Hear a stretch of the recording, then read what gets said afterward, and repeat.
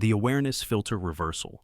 You have always believed that your mind is the lens through which the world is filtered, shaping your perceptions, your experiences, your very reality.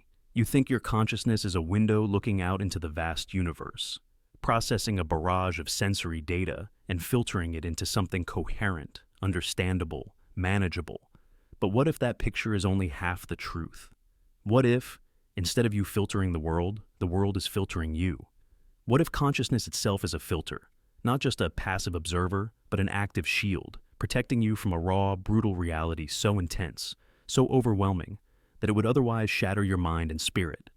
This idea, the awareness filter reversal, challenges everything we take for granted about perception and reality. It proposes that your conscious experience is not the full story of what is. It is a carefully edited, simplified, and sanitized version of a reality that is far more complex, chaotic, and extreme than your everyday senses allow. In other words, your consciousness hides from you the true nature of existence, not because it cannot be known, but because it cannot be endured. Think about the way your brain processes information. From the moment you open your eyes, billions of signals pour into your nervous system every second.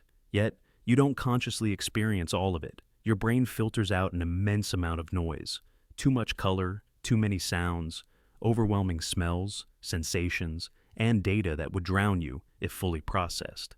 You see only a slice of the electromagnetic spectrum, hear a limited range of frequencies, and are unaware of countless microscopic and cosmic forces acting around you. This filtering is necessary for survival. It reduces the world to a manageable, interpretable stage upon which your mind can act. But now, consider a reversal of that filter. Imagine the mind is not merely an observer, but a gatekeeper, a guardian that screens you from the raw, unprocessed chaos of the universe. This raw reality might be a storm of quantum fluctuations, endless streams of data too vast and wild for your neurons to handle. It might be a dimension where time folds back on itself, or where the laws of physics collapse into paradox. Or perhaps it is the unfathomable vastness of cosmic indifference, the infinite cold and silence that your mind cannot face without breaking. Some philosophers and neuroscientists speculate that consciousness evolved not to reveal reality, but to conceal it. It evolved to construct a simplified narrative that your mind can survive emotionally and physically. Without this filter, you might see the relentless decay and death behind every living thing. The microscopic battles between cells and viruses. The brutal calculus of survival, stripped bare of meaning. You might hear the endless frequencies of electromagnetic radiation, feel the crushing forces of the atoms composing your body and the world, or glimpse the raw energy from which all matter emerges. This idea echoes in certain mystical and esoteric traditions. Some ancient wisdoms suggest that the world we experience is a veil, a kind of illusion or maya, deliberately obscuring a deeper, often terrifying truth. These teachings warn that glimpsing the true essence of reality, beyond the filter of awareness, can drive a person mad. In many cultures, shamans and mystics engage in rituals or enter altered states of consciousness to pierce this veil momentarily, but always with great caution, because the full knowledge is dangerous. Modern science, too, hints at this hidden intensity. Quantum mechanics reveals a world where particles exist in multiple states simultaneously, where observation collapses probabilities, and where reality itself seems to flicker between existence and non-existence. The very act of perceiving may create the world you experience. This suggests that the reality behind consciousness is not fixed or stable, but a roiling sea of potentiality and uncertainty, far removed from the neat, solid objects you interact with daily.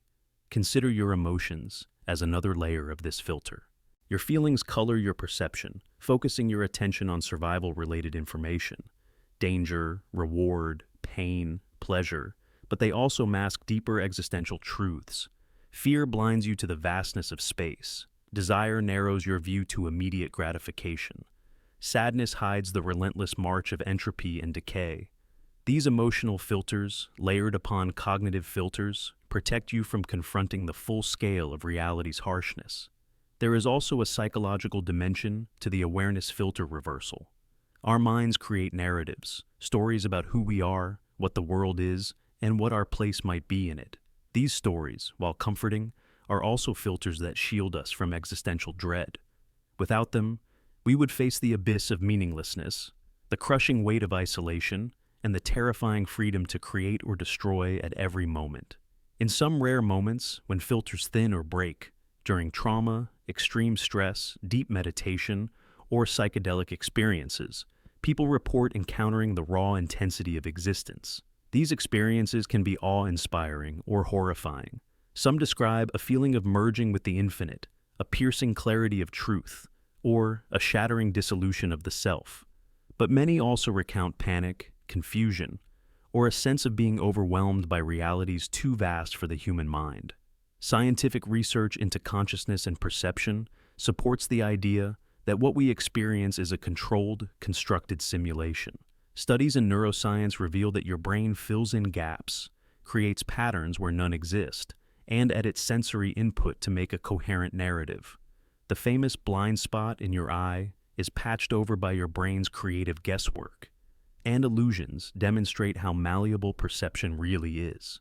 These mechanisms could be seen as tools to shield you from the overwhelming data of raw reality. If your consciousness is a filter protecting you from this brutal underlying reality, it raises profound questions. What lies beyond the filter? Is there a way to safely expand it, to glimpse more of the universe's true nature without losing sanity? Are altered states of consciousness, dreams, or artistic inspiration moments when the filter relaxes and reveals fragments of deeper truth? And if consciousness limits what you see, does it also limit what you can be? On a personal level, understanding the awareness filter reversal invites humility. It reminds us that our perceptions are not the definitive reality, but a survival adaptation. It calls us to question what we take for granted, to explore the unknown within ourselves and the universe, and to recognize the vast mystery behind the apparent simplicity of everyday life. The awareness filter reversal is not merely a philosophical curiosity. It touches on fundamental aspects of existence: mind, reality, survival, and identity. It suggests that what you are is both a product of and a prisoner to the filter that shapes your awareness. To transcend this filter might be the ultimate human challenge, the quest to see without blindness, to know without fear, and to endure the full intensity of reality beyond the veil. So, next time you look around and think you are perceiving the world as it is, remember this: your consciousness is not just a window, it is a shield. It hides from you a reality so raw and intense that only through this filter can you live, love, think, and dream. The question is, how much of that raw truth are you ready to face? And what happens if the filter reverses? Inverse identity, continuity. We like to think of ourselves as continuous, stable entities, an I that persists through time, the same person yesterday, today, and tomorrow. But what if that sense of continuity, that feeling of being the same self, is actually a story our consciousness invents after the fact? Imagine a river that never holds the same water twice. At every moment, the water changes, flowing endlessly forward. Yet, we call it the same river. Our identity, in a similar way, might never truly stay still. The concept we are exploring is what I call inverse identity continuity. Instead of the self being a constant core around which our experiences revolve, it is the experiences themselves that shift and change so much that the I is actually constructed retroactively, a patchwork narrative that consciousness weaves to explain who we are after all the pieces have moved on. Think about how much you have changed over the years. Your memories, your beliefs, your values, even your personality traits are fluid. Neuroscience tells us our brains rewire continuously. Our thoughts, emotions, and memories are malleable. Psychologists observe that what you remember about your past self can shift dramatically over time, shaped by your current state of mind. Your past self might be a stranger to you, seen through a lens heavily tinted by the present. If you reflect deeply, you may realize that the you who made decisions 10 years ago feels distant, almost like a different person altogether. Yet, you call that person you, stitching together fragmented moments into a coherent autobiography. This autobiography is not a perfect mirror, but a story crafted to maintain the illusion of continuity. For example, think about a major life event, your teenage years. Many people look back and think, that wasn't really me. The values, desires, and fears you held then can feel alien. And yet, when you tell your story, you include that alien self, retroactively claiming ownership over it to preserve the narrative of one consistent identity. This retrospective stitching is crucial because our minds crave coherence. Humans are natural storytellers, and the self is the ultimate story. Consciousness selects certain memories, excludes others, and reshapes events to form a narrative that explains where we came from and predicts where we are going. This narrative creation happens after experiences, not before or during. So, the I is not a fixed essence. It is an effect of the story told about the self. Philosophers have long grappled with this. David Hume argued that there is no permanent self behind our perceptions, only a bundle of constantly changing impressions. Modern psychology supports this with evidence that our sense of self is constructed moment to moment. Inverse identity. Continuity flips the traditional idea of a stable core self on its head. Instead of the self being the cause of experience, the self is the effect of experience, assembled after the fact. This has profound implications. If your identity is a story built retroactively, what does that say about personal responsibility, free will, or even your authenticity? Can you hold yourself accountable for decisions made by a self that was so different, so transient, that it barely resembles who you are now? The answer is complicated. This idea also explains why people sometimes experience sudden shifts in personality or worldview, known as identity discontinuity. After trauma, for instance, a person may feel like they are no longer themselves. This is because the narrative thread that maintained coherence unravels.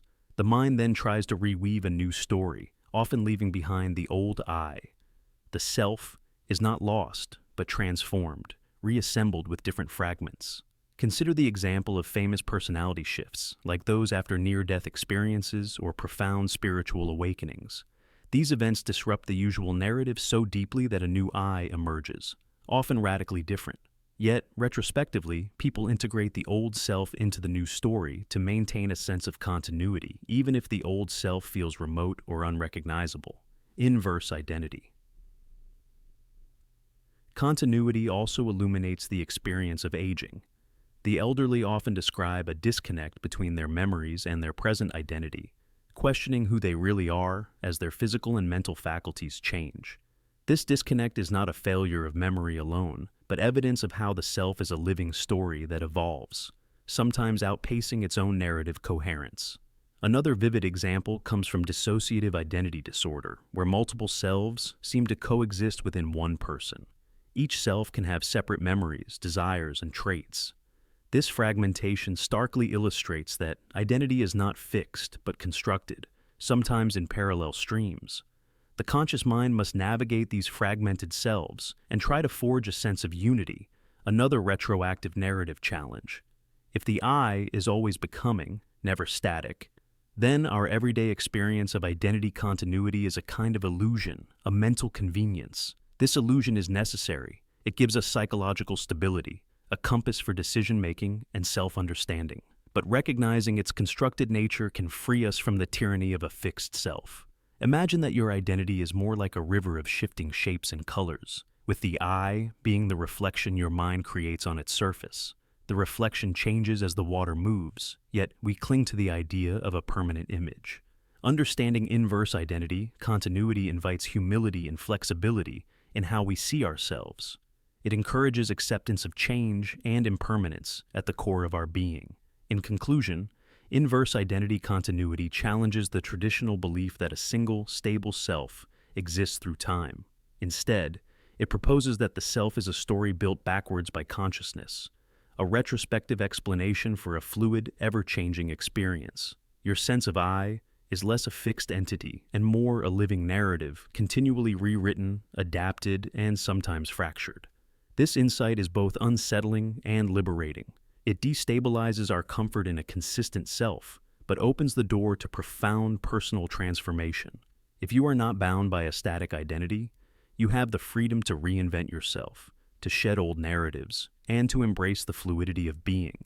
So next time you feel disconnected from who you once were, remember that this is not a loss, but a revelation of the true nature of identity. The I you seek has always been a story told in reverse, a reflection cast by a river that never stays the same. The observer isn't conscious. When you sit quietly and focus, you might notice a voice inside your head. It comments on your thoughts, feels like you, and watches the world through your eyes. We call this the observer, the silent watcher behind the scenes of your mind. The curious part of you that feels like the self. But what if I told you this observer, this part of you that seems so alive and present, isn't conscious in the way you think it is? What if it's not a willful agent or a true self at all? What if it's empty? A mere spotlight of attention with no will, no desire, no real consciousness, just a stage. This idea challenges the very core of our identity. We like to believe that the I watching our thoughts is the essence of who we are. Yet, neuroscience and contemplative traditions alike suggest the watcher is not the author of our story. Instead, it's an impersonal awareness, a vacuum of will and choice, simply reflecting what arises without creating it. Imagine you are watching a movie. The screen is blank except for the film playing. The observer is like the screen. It shows images, sounds, scenes, but it itself has no story, no script, no emotional involvement. It does not will the plot forward. It simply reveals. In the same way, your inner observer watches thoughts, feelings, sensations, but it does not generate them. It is just pure attention. This leads to a paradox. If the observer is not conscious will, then who is making choices? Who is deciding to act or think? Who is pretending to be alive? The observer feels like you because it's the closest thing we have to a point of presence. It seems stable and continuous, while thoughts and feelings flicker in and out like a storm. But it lacks intention. Take a moment to notice how thoughts appear. You do not summon them consciously one by one, they arise spontaneously. You might plan to focus on your breathing, but distractions pull you away. The observer notices all this without control. It can watch a wave of anxiety, a flash of joy, or a passing image of memory, but it doesn't cause these experiences. They come and go without it trying or willing. Philosopher Thomas Metzinger calls this the phenomenal self-model. The idea that the brain creates a self-representation, including this observing I, that tricks us into thinking there is a conscious agent behind all mental events. The observer is part of this model, a constructed feature of awareness, not the true author. It's like a virtual reality avatar we identify with, but which has no independent consciousness. In Buddhist teachings, this emptiness of the observer is central. Meditators learn to watch the mind's contents without grasping or reacting, eventually realizing the observer is not a fixed self, but a space in which experience happens. The self dissolves into pure awareness, a presence without edges, without control, and without the illusion of a personal doer. One compelling experiment illustrating this comes from neuroscientist Benjamin Libet's famous studies on free will. Libet showed that the brain initiates decisions milliseconds before we become aware of intending them. This suggests that the observer's feeling of willing an action is actually a delayed narrative, a story the mind tells after the unconscious brain has already made the choice. The I that watches is not the author, but a bystander, catching up with what's already decided. This can feel unsettling because it undermines our intuitive sense of agency and control, but it also frees us from the tyranny of the ego, the false idea of a central me orchestrating everything. Recognizing that the observer is empty attention lets us step back from identification with thoughts and emotions, giving space for clarity, peace, and authentic presence. In daily life, this means when you feel overwhelmed by racing thoughts or emotions, you can remember, the watcher is not the thinker, the observer is not the doer. You are the space in which these phenomena arise. You are not the storm, but the sky holding the storm. Think of a movie theater again. The screen itself remains untouched by the drama playing out before it. No matter how violent or joyous the story, the screen stays pure, clear, and unchanged. Similarly, your true self, the observer, is the pure awareness behind all mental content. Yet, this observer is not a conscious someone. It's more like a spotlight shining on the stage of your mind, illuminating the scenes but without an actor or scriptwriter behind it. It is a pure presence that cannot be grasped or owned, because it simply is.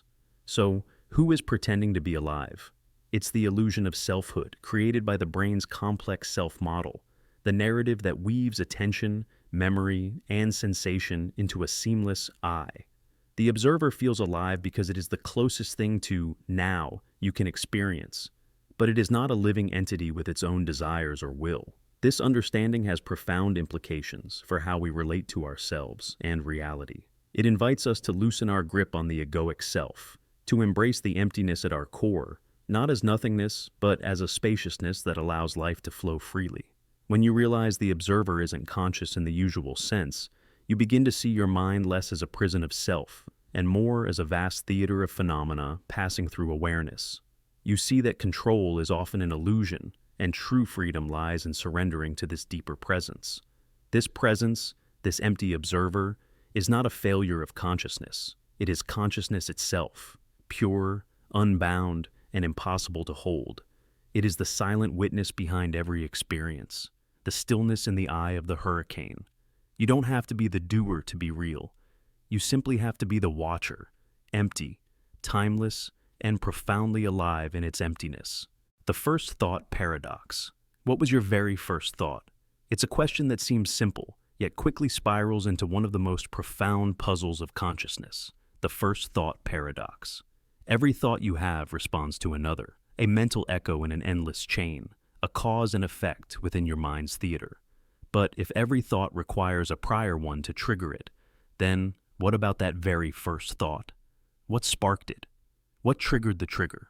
And if nothing preceded it, how could it come into existence at all? Imagine a line of falling dominoes.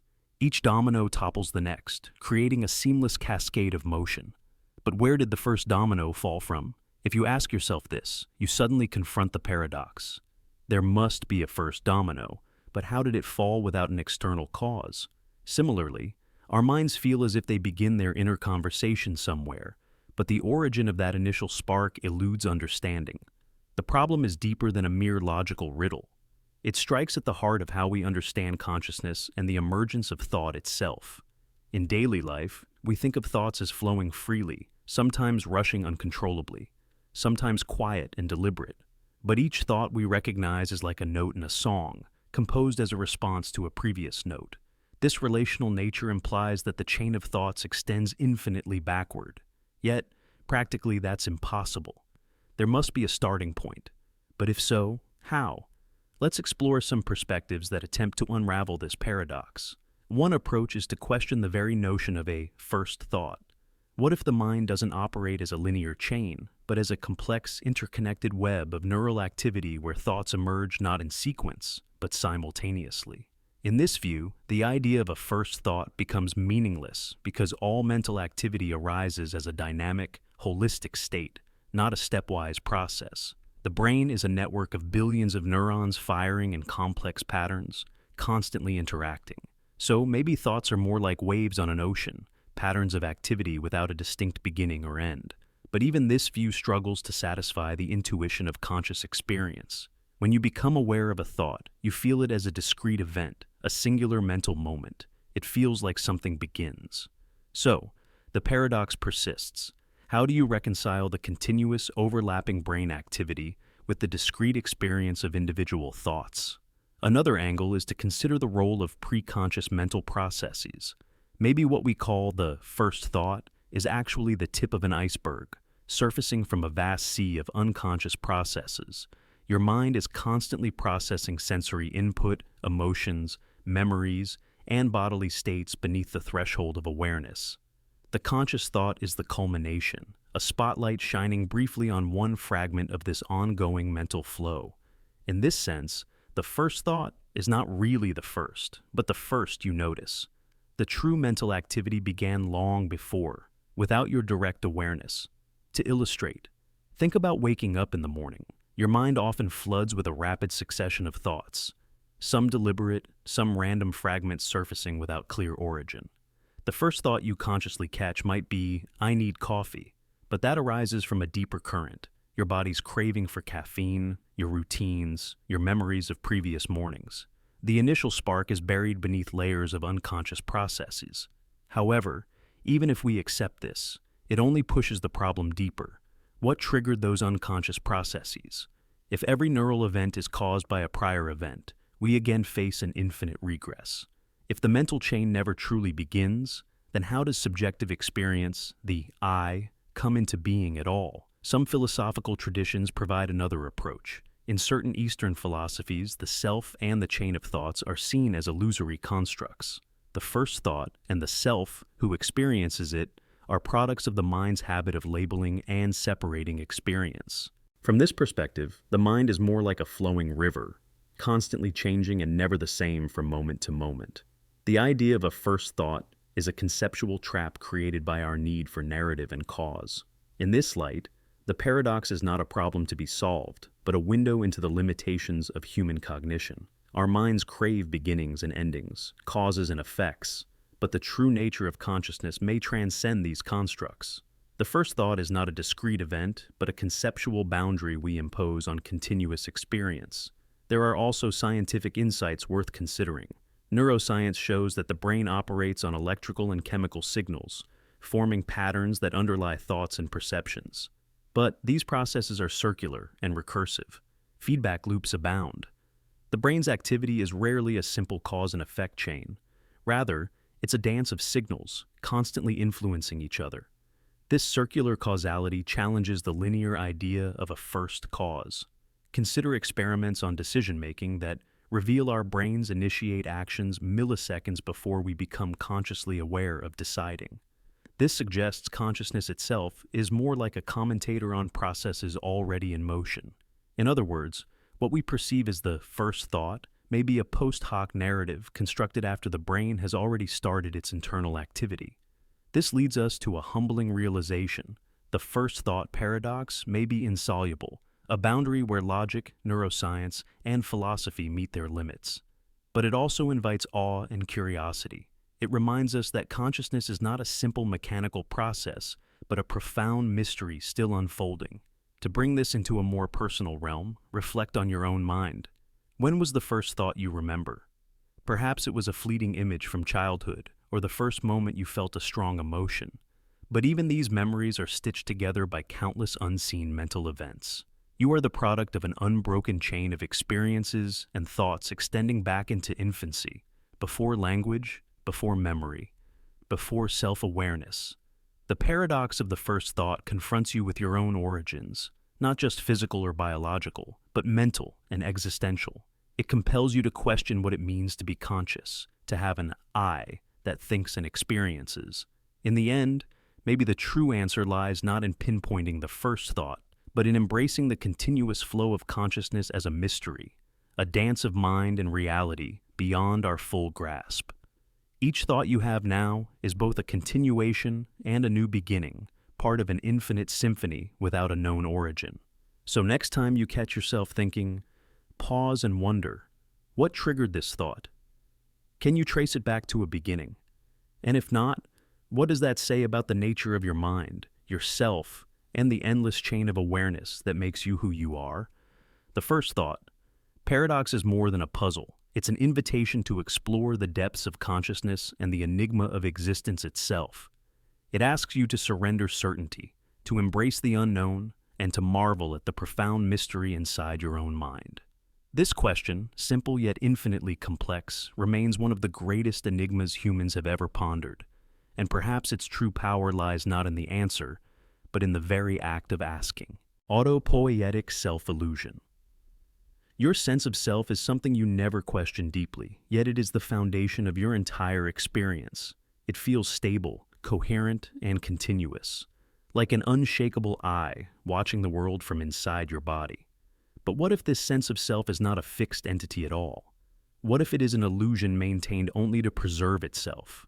This idea leads us to a profound concept known as the autopoietic self-illusion, the self as a self-sustaining loop, a system that exists primarily to keep itself alive, even if that means creating the very illusion it defends. Imagine for a moment that your identity is like a living organism.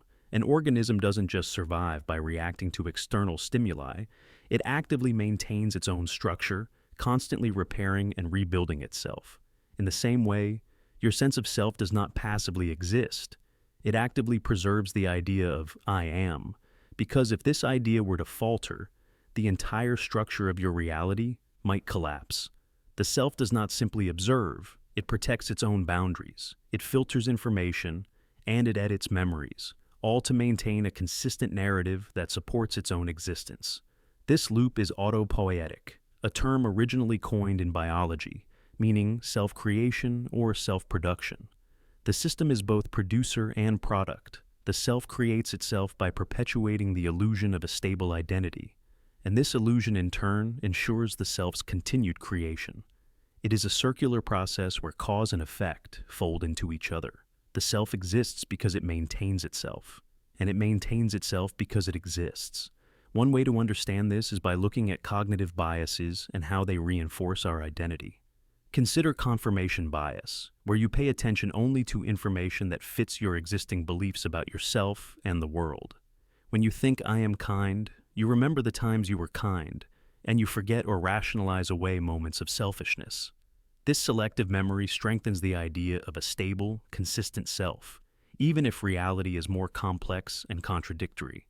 Similarly, the self-defense mechanism kicks in when our identity is threatened. If someone criticizes a core part of who we think we are, the immediate reaction is denial, anger, or dismissal. This emotional response is not just about protecting our feelings, it is about protecting the narrative that keeps the self intact. Without this protection, the loop might break, leading to existential confusion or fragmentation. The autopoietic self-illusion also explains why change feels so difficult and why people cling to old versions of themselves. When you try to change a habit or belief, you are essentially trying to rewrite the narrative that your self depends on. The self resists this because change threatens its continuity. This resistance can feel like inertia or fear, and it often manifests as self-sabotage or procrastination. An example of this loop can be found in addiction. The addict's identity may become so entwined with the addictive behavior that quitting feels like losing oneself. The self has created a feedback loop where the addiction supports the identity and the identity justifies the addiction. Breaking free requires disrupting this loop, which is why recovery is often a long and painful process of reconstructing the self-narrative. Philosophically, the autopoietic self-illusion aligns with certain interpretations of Eastern thought, where the self is seen as a constantly changing process rather than a fixed entity. Buddhism, for example, teaches the concept of anatta, no self. The idea that the sense of a permanent I is a mental fabrication. Modern psychology echoes this with the notion that the self is a construct, a story our brain tells us to make sense of a chaotic flow of experiences. Neuroscientifically, brain imaging studies reveal that different regions of the brain light up when people think about themselves, process memories, or anticipate future actions. These regions form networks that generate a cohesive narrative, binding fragments of experiences into a seamless self-image. But this image is not a photograph of reality. It's more like a movie edited to ensure continuity, with scenes cut or altered to fit the plot. This narrative construction is what the autopoietic self-illusion capitalizes on. It uses the brain's storytelling ability to stitch together a continuous identity. The self is not an independent observer, but an emergent property of these ongoing processes. It is like the whirlpool in a river, a stable pattern that appears real and solid, but is just a dynamic flow of water. This has deep implications for how we understand personal growth, trauma, and even mental health. Recognizing that the self is a self-maintained illusion can be liberating. It means that you are not trapped in a rigid identity, but have the capacity to rewrite the story. It also explains why moments of deep insight or trauma can shatter old selves and give rise to new ones. The loop breaks and reboots, sometimes painfully, but always with potential for transformation. However, this insight can also be unsettling. If the self is an illusion, then who is the I that experiences and thinks? Who is the observer watching the show? The autopoietic self-illusion suggests that the observer is just another part of the story, a character in the narrative the brain creates. There may be no separate, fixed entity behind the scenes, only the story itself unfolding. This paradox is at the heart of many spiritual and philosophical traditions. It challenges our deepest assumptions about existence, identity, and consciousness. It invites us to explore the edges of selfhood and recognize the freedom that comes from realizing the self is not a prison, but a creation, constantly remade through perception, memory, and thought. In everyday life, this means we can start to see ourselves less as fixed beings and more as fluid processes. We can observe the patterns our minds create to defend the self and gently question them. This awareness does not destroy the self, but weakens its rigid grip, allowing for more openness, compassion, and growth. The autopoietic self-illusion also explains why people can seem so resistant to new ideas or radical change. The self is defending its very existence, like a fortress. This defense can manifest as defensiveness, cognitive dissonance, or even violence. Understanding this can foster empathy. When someone fights to protect their identity, they are trying to preserve the only reality they know. At the same time, the illusion is necessary. Without it, the chaos of existence would be overwhelming. The self-narrative filters and organizes experience, enabling us to act in the world with intention. The trick is to hold this illusion lightly, recognizing it as a tool rather than an absolute truth. This dynamic interplay between illusion and reality shapes human life. The self is a story that tells itself to survive. It is a loop where identity exists only to defend the illusion of identity. And within this loop lies both our greatest limitation and our greatest potential. To break free from this loop, or at least to loosen its grip, requires mindfulness, self-inquiry, and sometimes profound experiences that disrupt habitual thinking. Practices like meditation encourage observing the self without attachment, witnessing thoughts and feelings as passing phenomena rather than permanent fixtures. Ultimately, understanding the autopoietic self-illusion opens a door to profound freedom. It reveals that you are not your thoughts, memories, or beliefs. You are the awareness in which they arise, forever fluid, forever changing. The self is not a fixed thing, but a dance of processes creating a mirage of stability. So the next time you feel your identity threatened, notice the defense mechanisms kicking in. See the self as a living loop, protecting itself by maintaining an illusion. Recognize the beauty and complexity of this process, and remember that beneath the illusion lies the possibility of infinite transformation, where the self is free to dissolve and recreate itself endlessly. This understanding does not diminish your experience, but enriches it, showing you that you are both the storyteller and the story, the creator and the creation, locked in a dance of self-maintenance that is as ancient as life itself. The autopoietic self-illusion is not just a theory, it is the living heartbeat of your conscious existence. And with that, the journey into the depths of identity continues, inviting you to question, explore, and embrace the fluid mystery that is you. Nonlinear attention folding. You might believe that your attention flows like a river, steady, linear, moving moment to moment, a continuous stream from the past through the present and into the future. That your consciousness experiences time in a neat sequence, like frames in a film reel, with each moment arriving, unfolding, and then passing away. But this is a comforting illusion. In reality, your attention is far from linear. It bends, folds, and weaves across time in ways that defy ordinary understanding. Your awareness does not simply move forward, it loops back, leaps ahead, rewrites, and rearranges moments in real time. Imagine your mind as a complex origami of time. Each fold represents a moment, but these folds overlap, intersect, and create new patterns of awareness. Sometimes you anticipate the future before it arrives. Other times, your present thoughts alter how you remember the past. This non-linear attention folding means your conscious experience is a dynamic construction, constantly edited by your mind to make sense of the world, your memories, and yourself. Consider the simple act of recalling a memory. You might think of it as a static recording, a fixed event stored neatly in your brain. But neuroscience shows memories are fluid.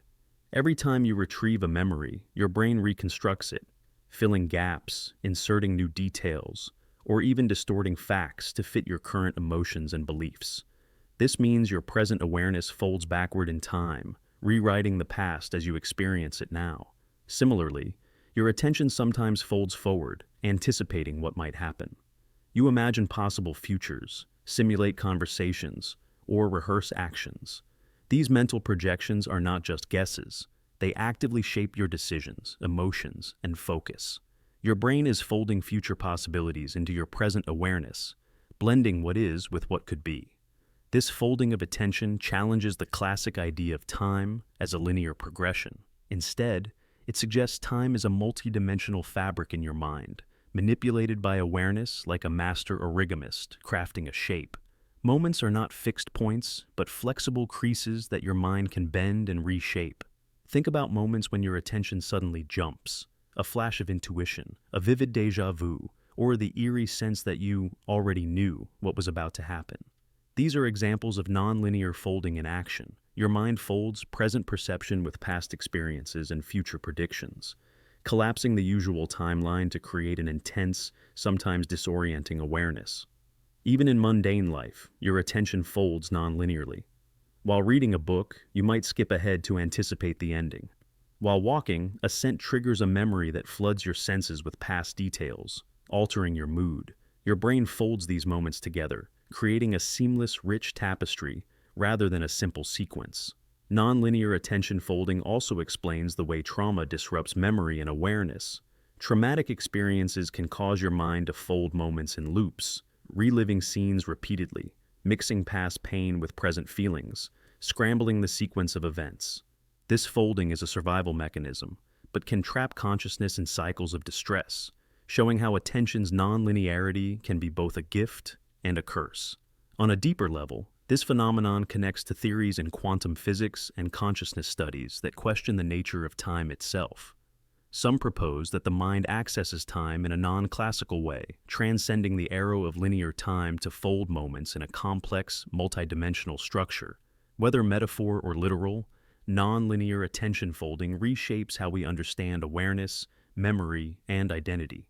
Your sense of self depends on a coherent timeline, yet this timeline is more fragile than you realize, continually reassembled by folds of attention that reorder your experience. You are both observer and editor of your life story, folding past and future into the present moment in an endless dance of awareness. So the next time you feel pulled into a memory that feels newly vivid, or anticipate something that feels certain before it happens, recognize the nonlinear fold shaping your attention. Your consciousness is not a passive recorder of time, but an active weaver, folding moments across the tapestry of your mind, blending past, present, and future into the complex reality you call your life. The self-ownership delusion. We all talk about my thoughts, my feelings, my mind, as if these things belong to a stable, singular owner, a self that sits somewhere inside us, controlling, experiencing, and directing every mental event. But pause for a moment. Who is this owner? What does it really mean to own a thought or a feeling? The simple truth is, consciousness claims these tools as self, yet it never actually proves this ownership. This is the self-ownership delusion. At first glance, it seems obvious. You think, therefore you are, the classic Cartesian phrase. The I is presumed to be the thinker, the experiencer. But modern cognitive science and philosophy have exposed deep cracks in this assumption. Thoughts appear in consciousness spontaneously. Feelings arise unbidden. We do not summon every idea or emotion consciously. Often they flood our minds without invitation. So, how can we honestly say they belong to me in any concrete, demonstrable way? Consider the mind as a vast stage where thoughts and emotions enter and exit like actors, sometimes surprising the director themselves. The I watches, judges, reacts, but rarely commands every movement. Often it's the feeling, the impulse, or the fleeting memory that seizes attention first, before the self even registers their presence. Neuroscience reveals that much of what we experience as our self operates below conscious awareness. Decisions can be made milliseconds before we become aware of them. The brain initiates actions, thoughts, and feelings before the conscious mind even catches up. This challenges the notion that the self is the master owner of its own mind. Philosophers like Daniel Dennett describe consciousness as a user illusion, a helpful fiction that presents a coherent sense of self and ownership over mental content, but one that masks the complexity and fragmentation underneath it. Ownership, in this sense, is less a fact and more a narrative that consciousness tells itself to maintain psychological stability. If you do not truly own your thoughts, what then is the I that claims ownership? Is it a controlling agent, or just the emergent pattern created by countless interacting processes? Imagine a symphony orchestra without a conductor, each musician playing, sometimes improvising, with a melody emerging not from one master, but from the combined interplay. The self is that melody, an emergent pattern that feels like an owner, but is really a reflection of complex, decentralized activity. This illusion of ownership is powerful and necessary. It anchors our sense of identity, responsibility, and agency. When you say, "I am angry," or "I believe this," the self takes credit. But this credit is borrowed from a system that functions largely without centralized control. Take intrusive thoughts as an example, those unwanted ideas that crash into your consciousness, sometimes dark, irrational, or distressing. You didn't choose to think them, yet they are part of your mental landscape. Do you own them? Do they define who you are? Many people experience shame or confusion over these thoughts, as if ownership implies responsibility. Recognizing the self-ownership delusion allows us to observe these thoughts without identification, understanding that not all mental content belongs to the I that claims it. Similarly, emotions often arise from subconscious processes shaped by biology, environment, and memory. Your mind might say, "I feel jealous," but the feeling of jealousy may have been triggered before you even realized it. The self steps in after the fact, saying, "This is mine," weaving a narrative of ownership.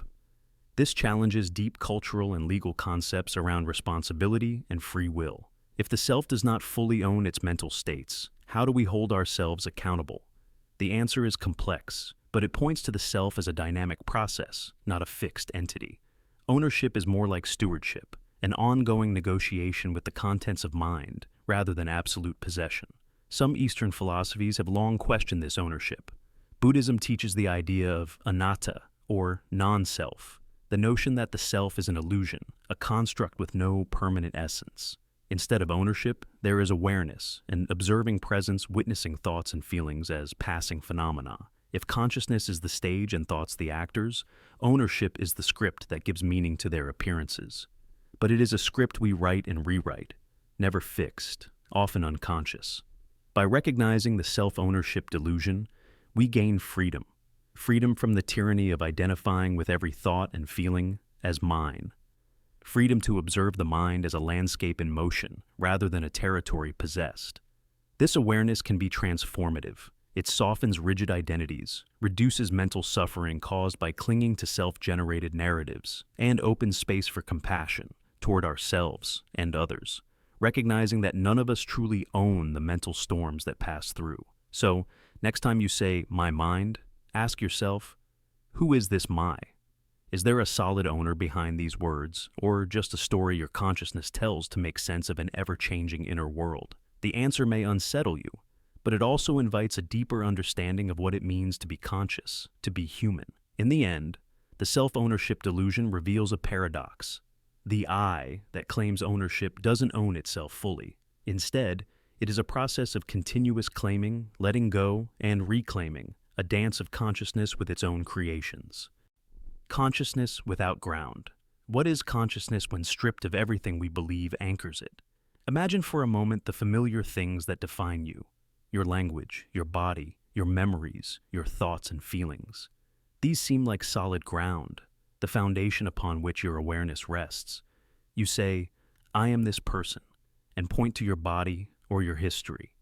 Yet, beneath all these layers lies something more mysterious, more elusive. An awareness that persists even if all else falls away. This is consciousness without ground. Close your eyes and try to imagine losing everything that constructs your identity. No name, no language, no memories, no body sensations. What remains?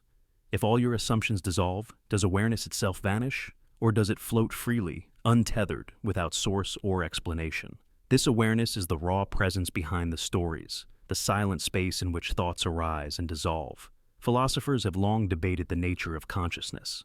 Is it tied to the physical brain, or is it something more fundamental?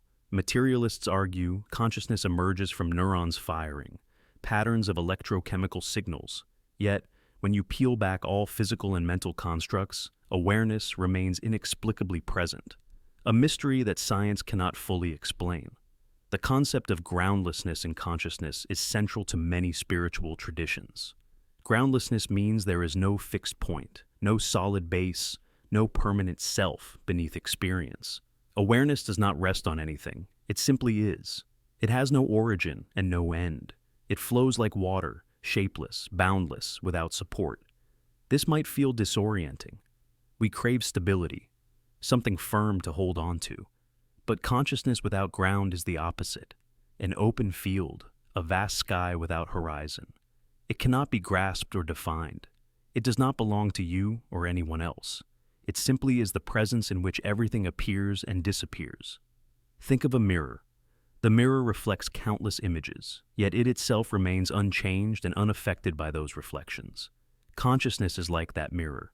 It reveals thoughts, sensations, and perceptions without becoming them. Even when the images vanish, the mirror stays clear, shining with its own light.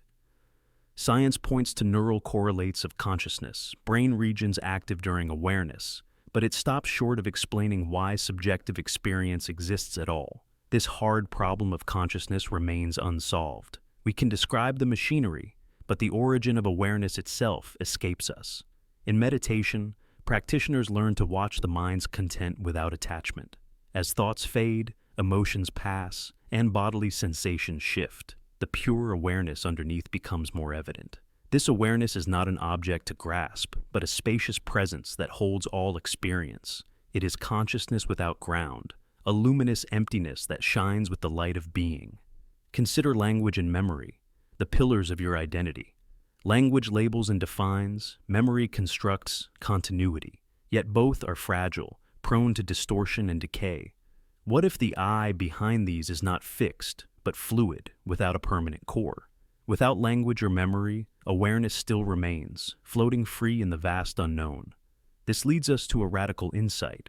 The self is a process, not a thing. It arises from assumptions, stories, and perceptions, but is not the foundation. The true groundlessness of consciousness reveals the self as an illusion, a transient flicker on the surface of infinite awareness. If we accept this, we can live differently. Without clinging to a solid self or fixed identity, we open to life as it flows, unpredictable, ever-changing, and free. The groundless nature of consciousness invites surrender, not loss, a deep embrace of mystery without needing answers. In this space, fear of death and separation loses its grip. Without a fixed ground, boundaries dissolve. Awareness connects us to everything, transcending the illusion of isolation. Consciousness without ground is not emptiness, but fullness, full of possibility, openness, and profound aliveness. You are not the body you occupy, nor the memories you carry. You are the awareness that notices these things, without origin, without end. A presence that floats beyond explanation, glowing quietly in the depths of being. So, next time you feel lost or uncertain, remember, beneath all assumptions, beyond all constructs, there is awareness. Groundless, radiant, free. And in that freedom lies the deepest truth of who you are, thought as an alien agent. What if the thoughts you experience aren't truly your own? Imagine them instead as alien agents, foreign entities that pass through your mind, fleeting and unfamiliar, like birds that briefly alight on a wire before flying on. These thoughts use your nervous system as a vessel, a temporary habitat, to sing their songs. They come, they whisper, and then they vanish, leaving you with the impression that they belong to you. But what if they don't? This concept shatters the illusion of mental ownership, challenging our most basic assumptions about identity and consciousness. We like to believe our thoughts are personal, intimately tied to who we are. Yet, when you stop to observe your mind closely, you realize that many thoughts arrive unbidden, sometimes strange, intrusive, even alien in tone or content. They feel like visitors from another realm, with their own agendas, patterns, and rhythms. Consider how thoughts often surprise you. You may suddenly think of a forgotten phrase, a sudden insight, or a haunting fear. Where did it come from? You weren't consciously conjuring it. It appeared as if from nowhere. This mysterious origin suggests thoughts might be more like travelers or agents passing through, rather than possessions rooted within you. From a neurological standpoint, your brain is a complex network of neurons constantly firing and interacting, but the precise content of your thoughts is shaped by countless factors: sensory input, memory fragments, emotions, chemical fluctuations, and external influences. In this dynamic environment, it's conceivable that what you experience as a thought is actually an emergent phenomenon, an entity assembled momentarily by the brain's machinery but not controlled by any singular self. Now, imagine your mind as a vast transit hub, a station where countless alien thoughts arrive and depart. Some are brief and benign, like passing birds singing a tune before flying away. Others may linger longer, like invasive species nesting temporarily before moving on. This metaphor evokes a sense of detachment from mental content. You become less a master of your thoughts and more a host or observer of transient visitors. This idea aligns intriguingly with certain spiritual and psychological traditions that teach detachment from thoughts. Meditation practices, for example, encourage observing thoughts without attachment, seeing them as passing clouds rather than permanent fixtures. The sense of thoughts as alien agents helps cultivate this perspective, recognizing that these mental events are not the essence of your being, but temporary phenomena. Furthermore, if thoughts are alien agents using your nervous system, this raises questions about free will and agency. How much control do you truly have over your mind? Are you the conductor of a mental orchestra, or merely a stage upon which external mental forces perform? This unsettling notion can initially provoke discomfort or existential unease, but it also opens new pathways for understanding mental health. Many intrusive or unwanted thoughts, such as anxiety or obsessive worries, could be seen as foreign entities temporarily occupying your mind.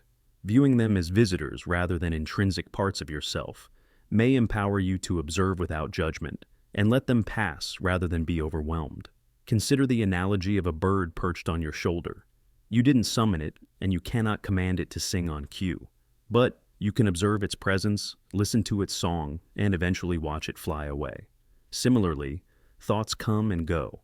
Recognizing their alien nature can help you create mental space and resilience. This perspective also echoes fascinating ideas from cognitive science and philosophy about the modularity of mind.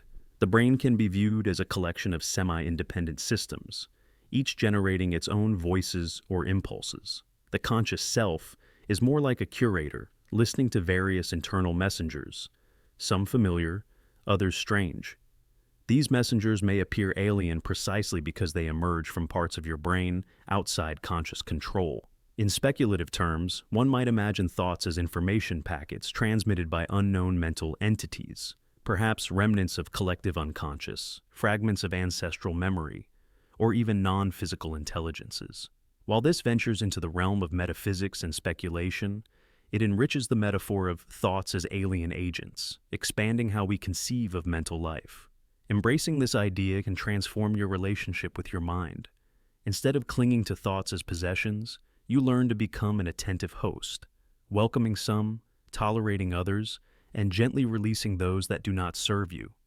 You recognize that the essence of your being lies not in the fleeting visitors of your mental landscape, but in the deeper awareness that observes them. Ultimately, thinking of thoughts as alien agents reminds us that our minds are mysterious realms, filled with surprises and unknown travelers. It humbles the ego's claim to control and invites curiosity, openness, and wonder. The birds that sing within you are not yours to command, but by listening carefully, you may discover new melodies and hidden messages beyond your ordinary self. So, next time a strange thought passes through your mind, consider this. What if it's not yours at all? What if it's an alien agent using your nervous system to sing its song, briefly, beautifully, mysteriously, before flying on to another host? And in that mystery lies the extraordinary nature of your consciousness, the internal model Betrayal. You might think that what you see, hear, and feel is reality itself, but in truth, your conscious experience is constructed by an internal model your brain creates, a simplified, edited simulation of the outside world. This model isn't a perfect mirror, it is a working hypothesis designed to help you survive and function, not to reveal the truth in all its complexity. Herein lies a profound paradox, often called the internal model Betrayal. The model your brain runs both protects and deceives you, editing and sometimes lying about what it cannot explain. Every moment, your brain receives an overwhelming flood of sensory data, light waves, sound vibrations, chemical signals. This raw data is chaotic, noisy, and incomplete. To make sense of it, your brain builds predictions, fills gaps, and smooths over inconsistencies. It's like running an internal simulation that constantly updates based on new input, but crucially, it filters what reaches your conscious awareness. Imagine your brain as a storyteller, crafting a narrative from scattered pieces of information. When facts don't fit the current story, the brain doesn't pause in confusion. Instead, it edits, modifies, or even fabricates details to preserve coherence. This is essential for survival because an uncertain or fragmented reality would be paralyzing. But it also means that your experience is shaped by what the model can explain, and anything else is hidden or altered. For example, optical illusions reveal this gap between reality and the brain's interpretation. The famous Muller-Lyer illusion, where two lines of equal length appear unequal due to surrounding arrows, shows how the brain's assumptions about depth and perspective distort what you perceive. Your eyes send accurate data, but your brain's model tweaks it, and you see something that isn't really there. This internal editing is not limited to perception. Memory works similarly. Your brain reconstructs memories every time you recall them, often inserting details that were never present or omitting inconvenient facts. Studies have shown that eyewitness testimonies can be wildly inaccurate, not because the person intends to lie, but because their internal model of past events reshapes reality to fit their current understanding. The internal model betrayal becomes even more intense when confronting anomalies or unexplained experiences. For instance, moments of déjà vu, hallucinations, or certain psychological conditions reveal cracks in the model. When the brain encounters something it cannot explain, it often fills the void with the closest fitting explanation, even if it is false or bizarre. This mechanism protects the self from cognitive dissonance, the uncomfortable clash between beliefs and new information. When you face facts that threaten your worldview, the brain's model alters perception or interpretation to reduce the conflict. This explains why people often deny evidence that contradicts deeply held beliefs, not out of stubbornness alone, but because their brain's survival mechanism edits the narrative to maintain coherence. The betrayal aspect is that you trust this internal model as if it were reality. You don't realize that much of what you consciously experience is a story your brain tells you, one that is edited, incomplete, and occasionally deceptive. You believe you see the world clearly, but what you see is filtered, shaped, and sometimes lied to by the very organ trying to keep you safe. Philosophically, this raises the question: if your experience is just a model, what is reality? Is there an objective truth outside your perception, or is all existence mediated through these internal narratives? Science suggests reality exists independently, but it also acknowledges that all knowledge we gain is through interpretation by our senses and brain. Neuroscience supports this by demonstrating the predictive coding theory. The brain continuously generates predictions about sensory input and updates them based on errors. When predictions fail, the brain adapts, but often it prefers to adjust perception rather than overhaul the entire model. This bias towards stability over truth reinforces the internal model's loyalty to itself rather than to reality. An everyday example is the placebo effect. When you believe a sugar pill will heal you, your brain's model creates real physiological changes, showing how belief and expectation, products of the internal model, can override objective facts. Here, the brain's editing of reality results in actual measurable outcomes, highlighting the power and danger of the internal model betrayal. Another striking illustration comes from patients with blind sight. They report being blind in a part of their visual field, yet can still guess objects there better than chance. Their brain receives signals, but the conscious model edits out the confusing input, leading to a partial but deceptive experience. The internal model betrayal also explains why meditation and mindfulness practices can feel so revolutionary. These disciplines encourage observing thoughts and sensations without attachment, revealing the constructed nature of experience. They expose the model's fabrications and help loosen the grip of false narratives, allowing glimpses of raw reality underneath. In relationships and social interactions, this betrayal plays a role in misunderstandings. Your brain's model filters and interprets others' words and actions through your personal narrative, biases, and expectations. Often, what you see in another person is more a projection of your internal model than an accurate reading of reality, causing miscommunication and conflict. This leads us to a sobering realization. The internal model your brain runs is not just a helpful tool, but a double-edged sword. It enables coherent experience and action, but also limits and distorts your grasp of the world.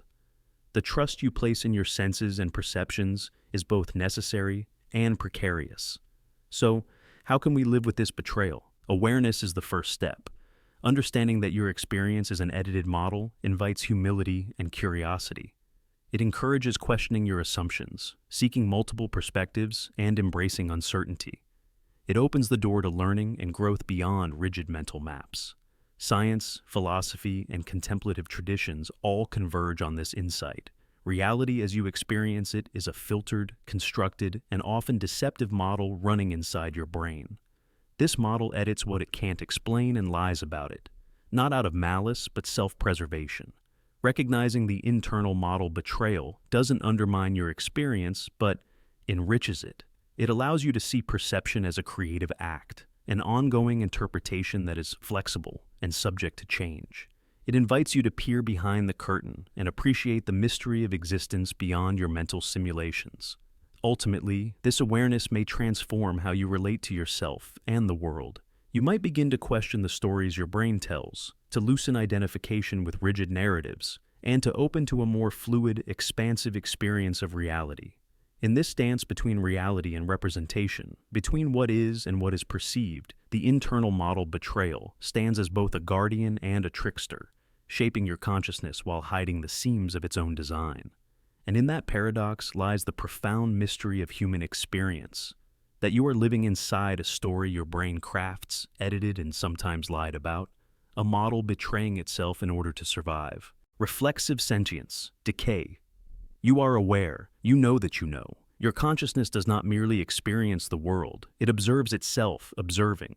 This recursive loop, sentience reflecting on sentience, is at the core of your self-awareness. But what if this very act of reflection, this turning of consciousness inward, destabilizes the foundation it stands on?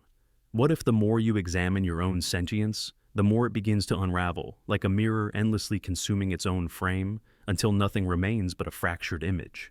This is the paradox of reflexive sentience decay. Your mind is not a static, unchanging observer, but a fragile, self-referential system. When you reflect on your awareness, you create layers upon layers of observation, consciousness watching, consciousness, and infinite regress. This recursion, beautiful as it is, carries a cost.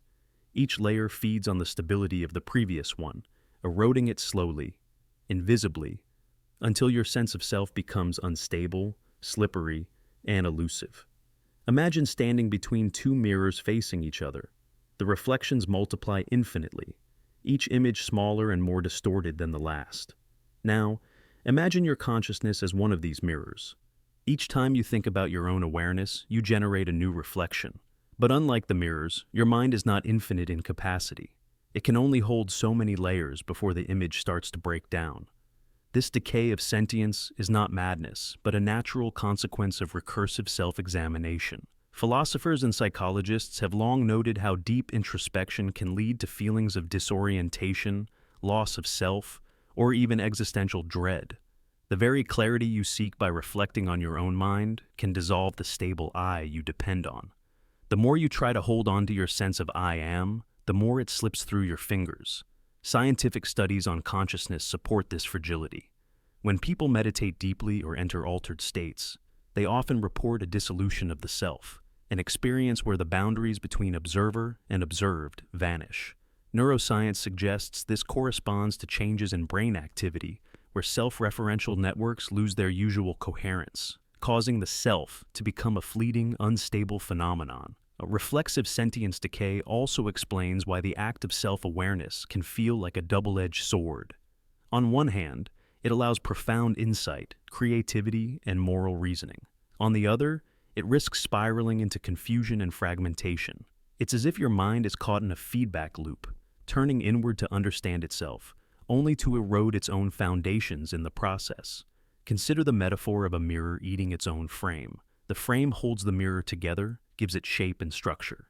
If the mirror begins to consume this frame, it loses its integrity, becoming cracked and unusable. Similarly, your sentience depends on an underlying structure: memory, continuity, bodily sensations, unconscious processes. Reflecting on your awareness repeatedly can corrode these supports, making your sense of self fragmented. This paradox resonates with certain Eastern philosophies. In Buddhism, for example, the self is described as anatta, not self. an illusion arising from transient processes rather than a permanent entity. Deep meditation reveals this truth by dissolving the reflective layers of consciousness, exposing the emptiness beneath the apparent solidity of I. This can be liberating, but also terrifying. From a psychological perspective, this decay can manifest as dissociation or depersonalization, states where individuals feel detached from their own identity or body.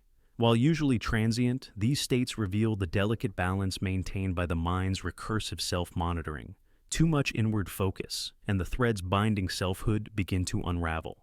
Yet, reflexive sentience decay is not purely destructive. It opens the door to transformation.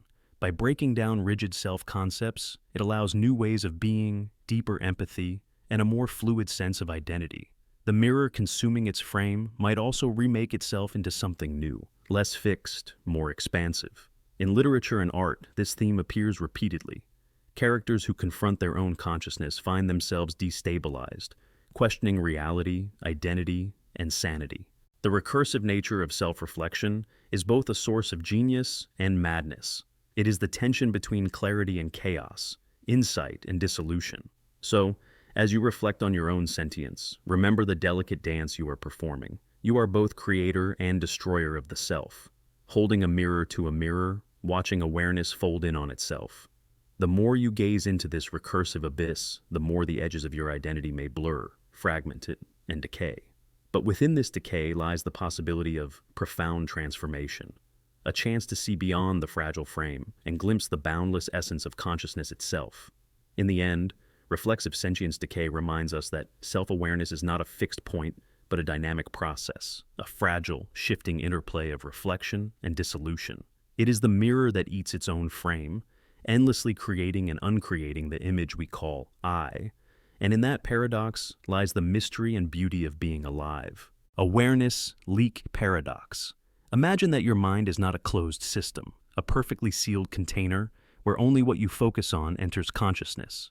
Instead, picture awareness as a fluid, porous membrane, one that leaks, seeps, and slips sideways into spaces you never intended to observe. This is the awareness leak paradox. Your mind keeps sensing things you never focused on, as if awareness drifts into adjacent versions of yourself, bleeding across invisible boundaries. At first, it sounds like fantasy, a science fiction idea about parallel selves sharing fragments of consciousness. But if you look closely at everyday experience, this paradox quietly manifests in surprising ways. Have you ever had a sudden flash of intuition about something you didn't directly perceive?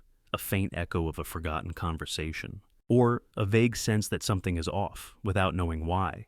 These subtle signals suggest that your awareness extends beyond deliberate focus, leaking sideways into realms of experience you didn't consciously invite. Cognitive scientists describe attention as selective, like a spotlight on a stage, illuminating only certain parts while the rest remains in shadow. But neuroscience also shows that the brain processes vast amounts of sensory data unconsciously, filtering and prioritizing before anything reaches awareness. This unconscious processing is like the backstage crew working tirelessly, preparing scenes even when the audience's eyes are elsewhere. The awareness leak paradox proposes that beyond just unconscious filtering, some aspects of awareness itself slip laterally, not just within one mind, but metaphorically across adjacent versions of self. These adjacent selves might be understood as moments in time, slightly altered mental states, or hypothetical alternate realities. In this view, awareness isn't confined to a single static moment, but is dynamic and entangled across multiple layers of existence. Think about the feeling of déjà vu, where a present moment eerily overlaps with a memory, as if two timelines briefly merge, or the sensation during daydreaming, when your mind drifts and seemingly taps into thoughts or emotions that feel disconnected from your immediate reality. Could these be examples of awareness leaking sideways, your consciousness brushing up against neighboring states of being? This paradox also resonates with theories in quantum physics and consciousness studies, where the boundaries between observer and observed blur. Some interpretations suggest that multiple potential states coexist simultaneously, and our experience collapses one version into reality. Awareness leak hints that even as we focus on one reality, strands of consciousness may leak into others, creating faint but real crossovers. Another everyday example is when you overhear a snippet of conversation you weren't trying to listen to, but somehow your mind registers it anyway. You didn't willfully attend, yet awareness seized it. This leak of attention crosses the border of your intentional focus, reminding us that consciousness is not entirely voluntary or contained. Philosophically, this challenges the idea of a fixed, isolated self. If awareness leaks sideways, then your identity isn't a solid, sealed entity, but a permeable, shifting process. You may contain not just one you, but a network of selves existing in layers of time, perception, and possibility. This has implications for how we understand memory, identity, and even mental health. Intrusive thoughts, flashbacks, and sudden insights might be glimpses of awareness bleeding through adjacent states. Recognizing the awareness leak, paradox could help us be more compassionate toward the mind's unpredictability, acknowledging that not every mental event originates from our direct control or present self. Moreover, this paradox invites us to question how much control we truly have over our consciousness. If awareness is porous, slipping beyond our focus and into neighboring selves or moments, then mastery over the mind is not a matter of strict control, but gentle navigation of a fluid, interconnected landscape. The awareness leak paradox also relates to creative inspiration. Many artists describe ideas arriving unexpectedly as if whispered from another self or time. These moments may be awareness slipping sideways into a new alignment, revealing possibilities hidden beyond the veil of focused thought. In meditation and mindfulness practice, practitioners learn to observe the mind's wandering without judgment. This openness might cultivate a healthy relationship with awareness leaks, allowing the mind to wander and receive these sideways glimpses without clinging or fear. In conclusion, the awareness leak paradox reveals that your mind's attention is not a locked box, but a permeable membrane, constantly allowing fragments of consciousness to slip sideways into adjacent versions of you, whether those are moments in time, states of mind, or alternate possibilities. This leakiness challenges fixed notions of self, control, and focus, inviting a deeper understanding of consciousness as fluid, entangled, and multidimensional. Next time you experience an unexpected insight, a fleeting emotion, or a strange sense of connection beyond your deliberate focus, consider that awareness might be leaking sideways, bridging the spaces between versions of yourself, whispering secrets from the edges of your mind's horizon. Memory without consciousness. Memory feels like the bedrock of who we are, the personal archive holding every moment, every experience that shapes our sense of self.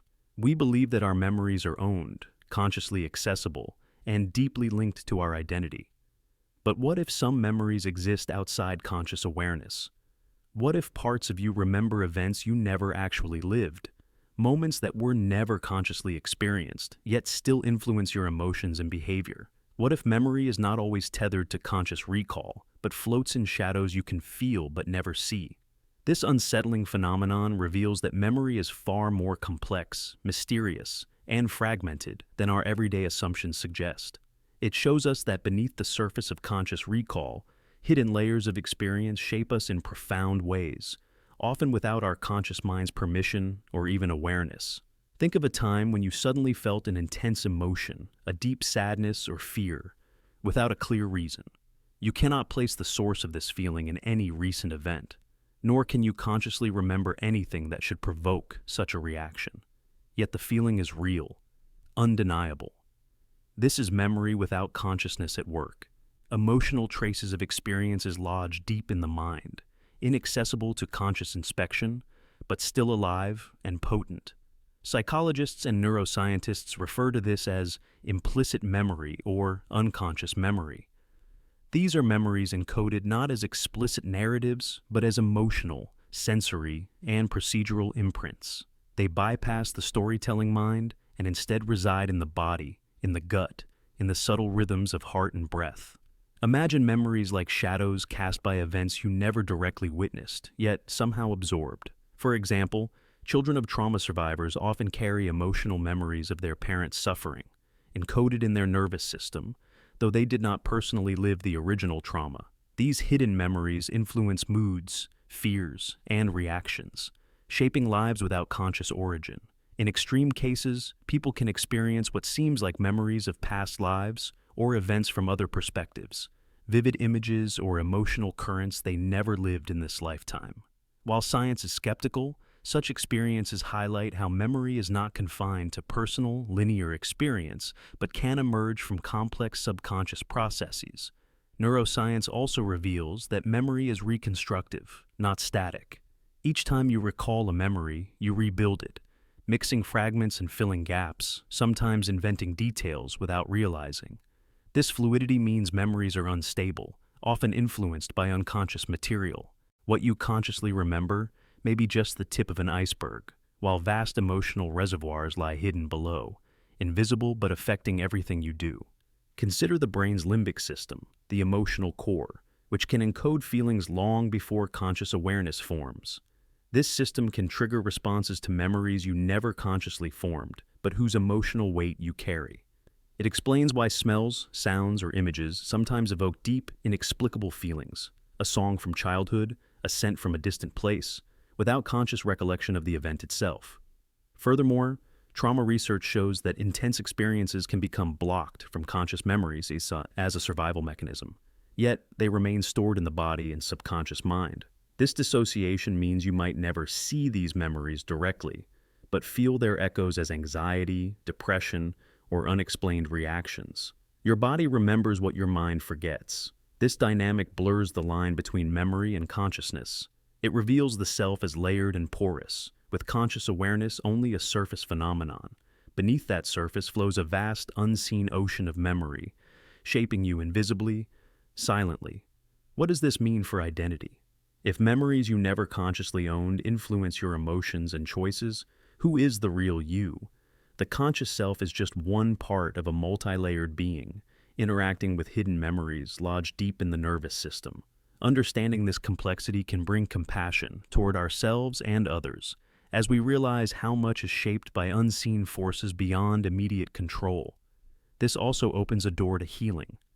Practices like somatic therapy, meditation, and deep psychological work aim to bring these unconscious memories into awareness, to transform silent emotional burdens into conscious understanding and freedom. By seeing what was previously invisible, we integrate fragmented parts of memory and self, reclaiming wholeness.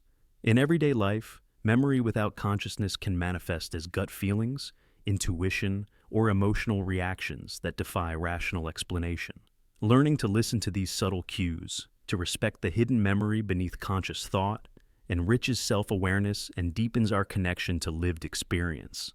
So, next time you feel an unexplained wave of emotion, a sudden flash of mood or fear without clear cause, remember, there are parts of your mind holding memories you didn't consciously live. You feel their presence, yet you can never directly see what they saw. These unseen memories are threads woven into your being, silent witnesses shaping the tapestry of who you are. Memory is not just a story you tell yourself. It is a vast, shadowy landscape, part conscious and part hidden, alive in places beyond the spotlight of awareness. Embracing this truth is stepping into the deeper mystery of mind and self, a journey that challenges, enriches, and ultimately frees. Emotion with no center. Joy, grief, rage, these powerful emotions surge through you like waves on an endless ocean. Yet, if you look closely, they arrive without origin. They appear fully formed, without a clear source or starting point within your mind or body. They move through you, not from you. This experience confronts you with a profound question. What is your role in this emotional flow? Are you the host that welcomes these feelings, or merely a hollow vessel through which they pass? Consider the moment when joy unexpectedly wells up inside you. It might be triggered by a smile from a stranger, a burst of sunlight after rain, or a sudden memory, but the joy itself seems to come from nowhere, an unbidden visitor that fills you with warmth. Similarly, grief can wash over you like a tide, engulfing your consciousness without warning, as if arriving from an invisible source beyond your control. Rage can ignite like a sudden storm, fierce and consuming, yet you might struggle to identify what precisely sparked it. This absence of origin challenges the common belief that emotions arise from deliberate thoughts or conscious choices. Instead, It suggests that emotions are autonomous forces flowing through the nervous system, deeper than the surface self. They do not belong to you as possessions or creations. Rather, you are their temporary home. Neuroscience supports this perspective. Emotional experiences are generated by complex interactions between brain regions, such as the amygdala, hypothalamus, and cortex, that process sensory input, memories, and physiological states. These processes are often unconscious and automatic, emerging before conscious awareness. You do not will yourself to feel grief or joy. They emerge spontaneously as emergent phenomena of your body-mind system. Philosophically, this leads to a radical rethinking of selfhood. If emotions arise without an originating I, then the self might be less a creator of experience and more an observer, a space in which these feelings manifest and dissolve. The I becomes a hosting ground rather than an author. This raises a deeper existential question. If you are the host, what kind of host are you? Do you resist certain emotions, trying to control or suppress them? Or do you allow them their passage, welcoming even the most uncomfortable feelings? Resistance often leads to suffering, as emotions bottled up create tension and turmoil. But embracing emotions as passing visitors can bring relief and insight. Imagine yourself as an empty vessel placed in a flowing river. The river is the current of emotion, sometimes calm and clear, sometimes turbulent and dark. You do not control the river, but you can choose to float with it or resist its flow. To be a hollow vessel is to surrender to the river's movement. To be a host is to be consciously present, aware, and accepting of the river passing through. This metaphor extends to mindfulness practices that teach observing emotions without judgment. By witnessing emotions as transient waves rather than permanent states, you reduce identification with them. You learn that emotions are not you, they pass through you. However, being a host is not passive. It requires courage and presence. To host grief is to feel it deeply without being overwhelmed. To host rage is to recognize its power while preventing it from consuming your sense of self. To host joy is to cherish its light without clinging, knowing it too will ebb. This dynamic reveals a delicate dance between self and emotion. Emotions animate your inner world, giving depth and color to experience, but they do not define the totality of who you are. The center of your being might not be a fixed I generating feelings, but rather a spacious awareness in which emotions arise and depart. In accepting this, you find freedom. The hollow need not imply emptiness or lack. It can be a sanctuary of openness, an invitation to authentic living unbound by fixed narratives or identities. And so, the next time joy lifts you, grief weighs you down, or rage flares within, pause and reflect. Where did this emotion come from? If it has no origin in you, then what is your role? Are you the host who welcomes the guest with grace, or the hollow through which the storm passes without resistance? This question is not just philosophical, it is profoundly practical. How you answer it shapes your experience of life's most intense and intimate moments. To be a host is to embody resilience, compassion, and presence. To be hollow is to embrace impermanence and flow. In this tension lies the essence of human emotional life, a mystery without center, a river without source, a dance between self and the passing guest of feeling. Reality entrapment function. Your mind is often celebrated as the pinnacle of evolution, a magnificent organ capable of reason, creativity, and understanding. Yet, beneath this dazzling facade lies a more unsettling truth. Your mind did not evolve to grasp objective reality or ultimate truth. It evolved to survive, to ensure your genes are passed on, and to keep you alive long enough to reproduce. This fundamental purpose shapes every aspect of your perception, cognition, and experience. What you think of as seeing the world as it really is may, in fact, be a survival strategy that actively rejects or distorts reality.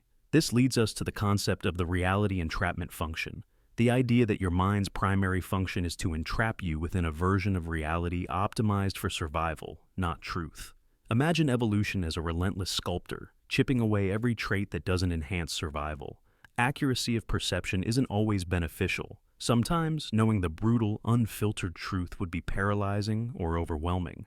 For example, if you could consciously perceive every bacteria, virus, or radioactive particle around you, life might become a constant state of panic and confusion. Instead, Your brain filters, simplifies, and sometimes outright hides facts that could disrupt your ability to act effectively. This filtering is the reality entrapment function at work. Your mind constructs a simplified, coherent version of the world that's good enough for survival. It sacrifices accuracy for utility, embracing illusions and narratives that keep you functional. Fear, denial, wishful thinking, and cognitive biases are not just flaws, they are integral components of this survival mechanism. Take fear, for example. Fear evolved to protect you from danger. But sometimes, fear distorts reality, like when someone fears harmless spiders or imagines catastrophic outcomes in safe situations. These distortions are not errors, but protective entrapments, keeping you alert and cautious in ways that increase survival odds, even if they misrepresent reality. Denial is another powerful aspect. When faced with threatening truths, your mind may refuse to accept them. The denial of terminal illness, betrayal, or personal failure illustrates how the reality entrapment function shields the self from psychological harm. This denial creates a mental bubble that isolates you from painful facts, maintaining emotional stability and functional capacity.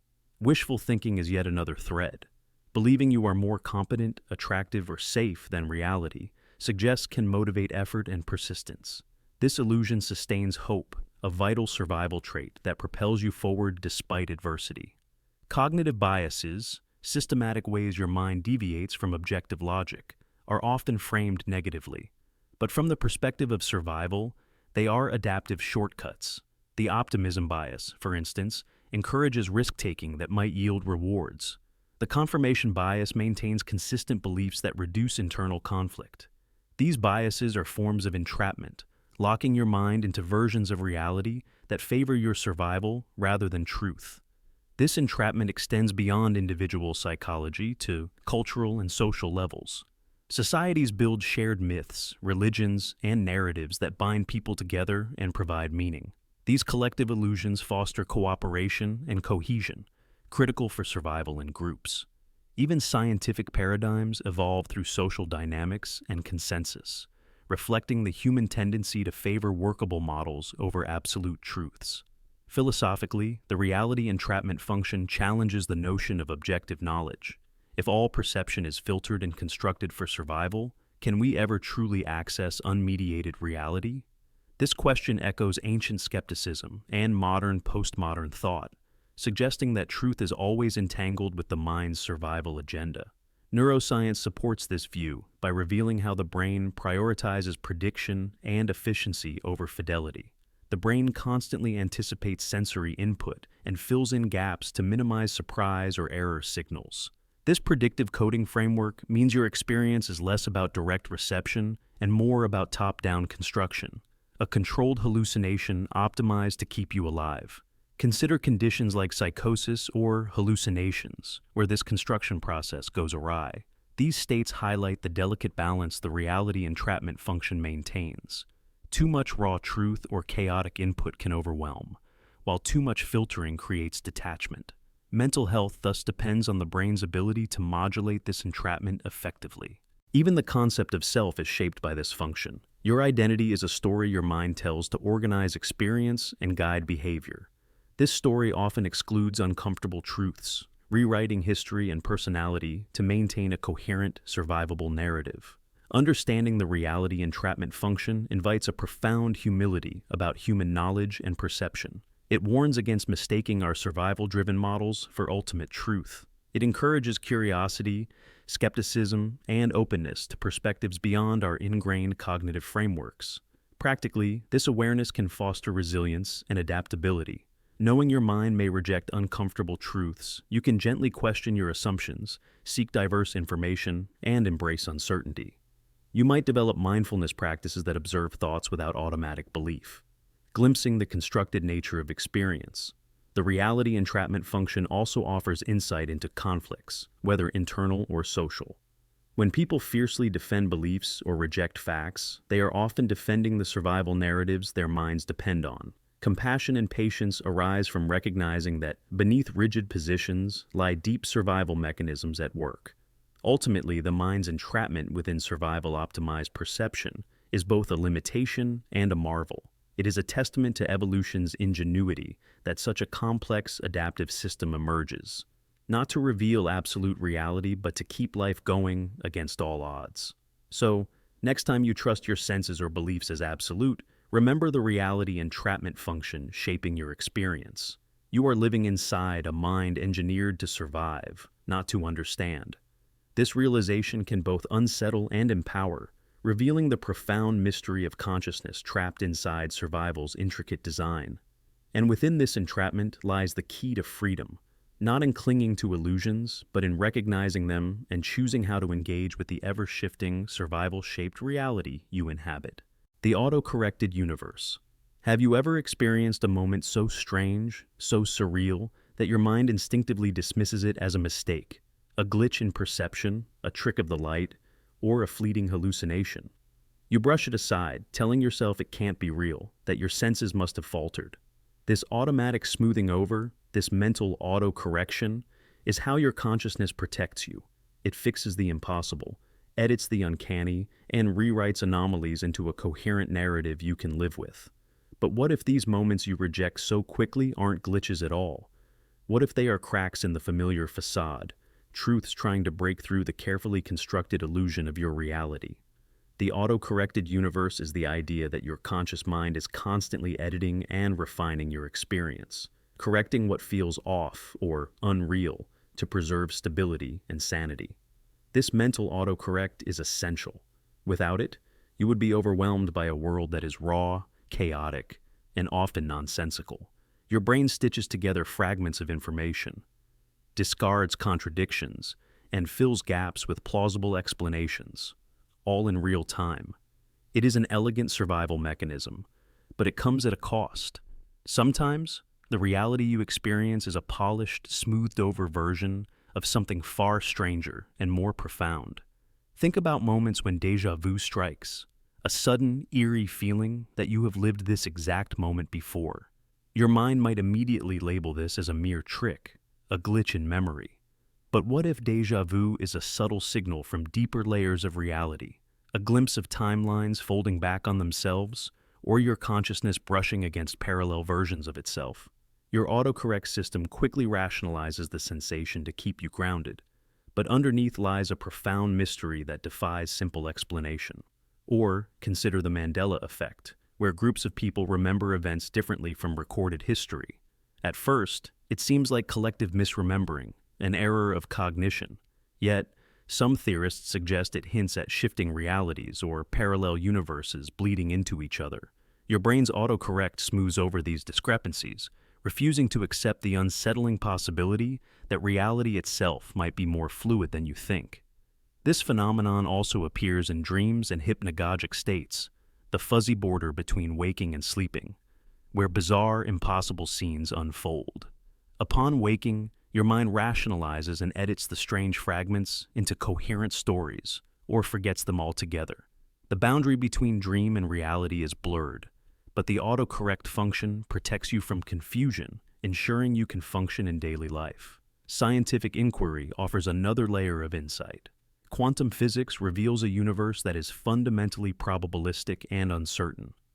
Particles exist in states of superposition until observed. Reality fluctuates between possibilities, and entanglement connects distant points in ways that defy classical logic.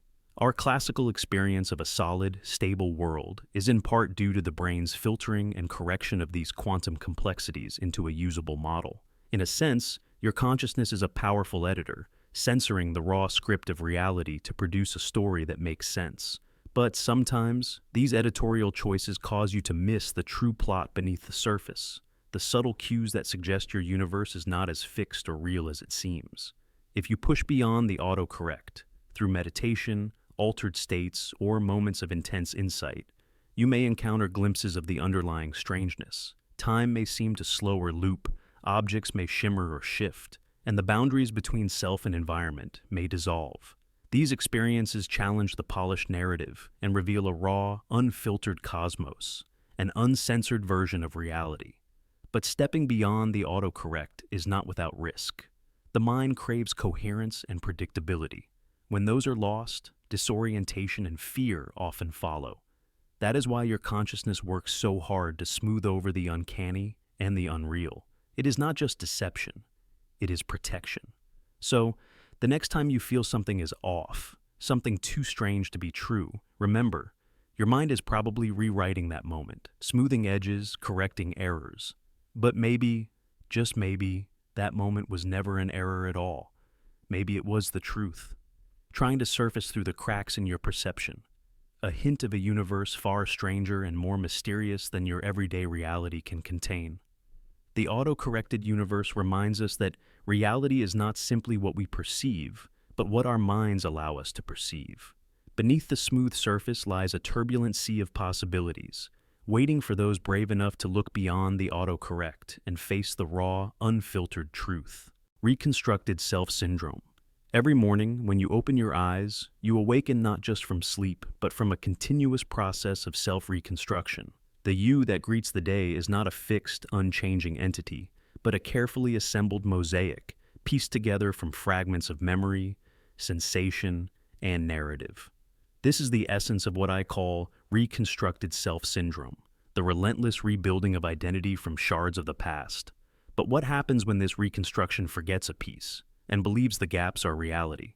Imagine your mind as a grand archive filled with countless memory fragments, some vivid, others hazy, some accurate, others distorted. Each day, consciousness sifts through this archive, selecting, stitching, and arranging pieces to form a coherent sense of self. This reconstructed self is the version of you that navigates the world, makes decisions, and experiences life. It feels seamless, continuous, and real, yet it is always a patchwork. Neuroscience reveals that memory is inherently fallible and malleable. Memories are not static recordings, but dynamic reconstructions, vulnerable to decay, influence, and reshaping. Every time you recall a memory, you alter it, sometimes subtly, sometimes drastically. This fluidity of memory is the foundation upon which your self is rebuilt each day. Now, consider what happens when the reconstruction process itself falters, when key fragments are lost, overwritten, or misinterpreted. The mind fills these voids with plausible fabrications or assumptions. It believes the incomplete story as truth, creating a self-image that may be flawed or false. This is the core of reconstructed self-syndrome. For example, you might forget a painful experience, only to unknowingly repress its emotional residue. Your reconstructed self no longer holds that memory explicitly, but the buried feelings influence your thoughts, choices, and reactions. The self believes it is whole and healthy, unaware of the hidden gaps shaping its behavior from the shadows. Similarly, distorted memories can alter your identity. If you misremember a critical moment, a success turned into failure, a betrayal forgotten, or a kindness overlooked, your self-narrative shifts accordingly. Over time, these small shifts accumulate, and the reconstructed self drifts away from who you actually were or are. This syndrome also manifests in conditions like amnesia or dissociative disorders, where memory loss or fragmentation drastically disrupts the continuity of self. People with such conditions often report feeling like strangers to themselves, as if the person looking back from the mirror is a reconstruction missing essential pieces. But reconstructed self-syndrome is not limited to extreme cases. It lives within all of us, woven into our daily experience. The danger lies in believing the reconstruction is absolute truth. When the self assumes its version is complete and infallible, it resists questioning, growth, or healing. It clings to a version of identity that may be fractured, incomplete, or false. This can lead to stubborn patterns of behavior, self-deception, or emotional suffering. But awareness of this syndrome offers liberation. Recognizing that yourself is a fluid construction, always partial and provisional, invites humility and curiosity. It encourages you to seek missing pieces, question assumptions, and embrace uncertainty. You become a detective of your own mind, exploring forgotten corners and overlooked memories to enrich your reconstructed self. In psychotherapy, this process is crucial. Therapists help patients uncover forgotten or repressed memories, challenge distorted beliefs, and weave more truthful and integrated narratives. This rebuilding heals the fractured self, restoring coherence and resilience. Reconstructed self-syndrome also challenges our cultural obsession with fixed identity. We often ask, "Who am I?" as if there is one answer. But the syndrome reveals that who you are is always in flux, reconstructed anew each day, shaped by what you remember and what you forget. This perspective can be unsettling. It questions the solidity of the I you take for granted, but it is also empowering. It means you are not bound by past versions or flawed reconstructions. You have the capacity to rebuild differently, to fill the gaps consciously, and to embrace the mystery of an evolving self. In a way, life itself is an ongoing reconstruction project. Every new experience, relationship, and insight adds or alters fragments in your archive. Your self is a living narrative, rewritten each morning when you open your eyes. So, next time you feel lost or disconnected from yourself, consider that your reconstruction may be missing pieces. Instead of fear, approach this with gentle curiosity. Explore, reflect, and rebuild. Because the self is not a static fact, but a dynamic story, always incomplete, always becoming. Recursive will illusion. You think you want something because you made a choice, a conscious decision born from your free will. But what if that desire itself was never truly chosen? What if the initial spark of wanting was planted without your conscious consent, and every subsequent will to want it is just a recursive echo, wanting to want what was never freely willed in the first place? This is the paradox of the recursive will illusion, a deep puzzle about the very nature of free will and agency. At first glance, wanting seems straightforward. You see something, a goal, an object, an idea, and you feel drawn toward it. You believe you choose to want it. But pause. How did the first want arise? Was it truly a product of your conscious, deliberate choice? Or did it emerge unbidden from deeper layers of your mind, shaped by influences beyond your awareness? And now, because you want it, you convince yourself you freely chose it. You want to want it. But the original wanting was never free. This leads us into a recursive loop, a feedback cycle of desire that feeds on itself. Your mind generates a desire which you then want to want, reinforcing the feeling of free will. But each iteration is a reaction to a prior wanting, not an independent act of volition. Free will becomes a mirage hidden behind layers of conditioned cravings and subconscious impulses. Imagine a child offered candy. They see the candy, and suddenly they want it. That first craving isn't a rational choice. It's a biological reflex, shaped by evolution, conditioned associations, and sensory attraction. Later, the child learns to recognize the craving and says, "I want to want candy." This second-level wanting is a reflection, a recursive echo. But none of it was a freely chosen seed. It simply unfolded like a story already written. Neuroscience offers striking insights into this illusion. Brain scans show that many decisions are initiated unconsciously milliseconds before we become aware of intending them. Our sense of choosing is often a post hoc narrative, a story the brain creates after the fact to explain actions already set in motion. What feels like free will is in fact a clever reconstruction, a recursive will illusion. Philosophers have long grappled with this. If the first want was unchosen, and all subsequent wants depend on it, where is the true agent? If every decision is chained to prior desires that themselves weren't chosen, then the idea of free independent will dissolve like mist. We are caught in a recursive loop of wanting to want, a hall of mirrors reflecting desire without origin. Yet, this recursive illusion feels real because it produces continuity. It creates a self, a narrative agent that believes it controls its own desires. This self is a storyteller, weaving a seamless identity from fragments of wanting and reflection. The illusion is so strong it shapes our experience of autonomy and responsibility. But is there a way out of this loop? Some argue that free will is not about originating desires from nowhere, but about recognizing and responding to them with awareness. Consciousness can intervene in the recursive chain, observing desires as they arise, choosing which to follow and which to let go. This mindful witnessing breaks the automatic spiral, introducing space between impulse and action. Meditation and self-inquiry teach that by shining light on the origins of our wants, we can see their conditioned roots.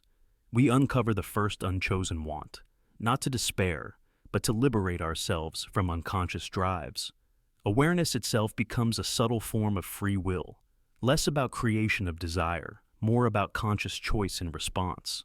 The recursive will illusion exposes how deeply embedded and layered our sense of agency is. Free will is not a simple, singular act, but a complex dance between unconscious impulses and conscious reflection. It's recursive because the mind loops back on itself, wanting to want, choosing to choose. So where is free will hiding? Perhaps not in the initial spark of desire, but in the space that awareness creates, the gap between impulse and action, between wanting and doing. In that gap lies the possibility of freedom, the chance to step out of recursive loops and into authentic presence.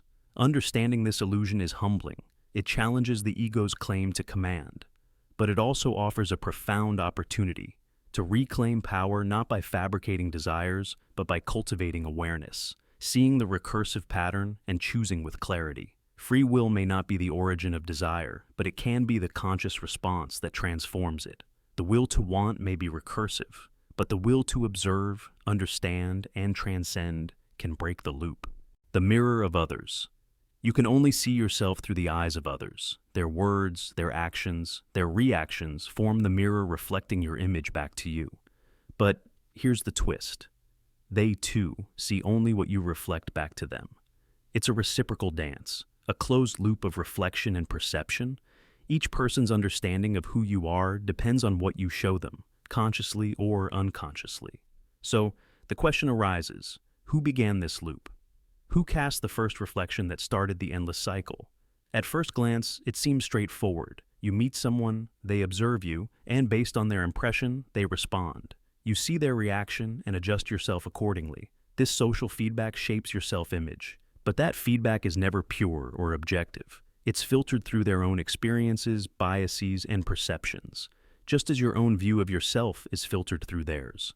Imagine a hall of mirrors where every reflection is distorted by the angle of the glass and the light that hits it.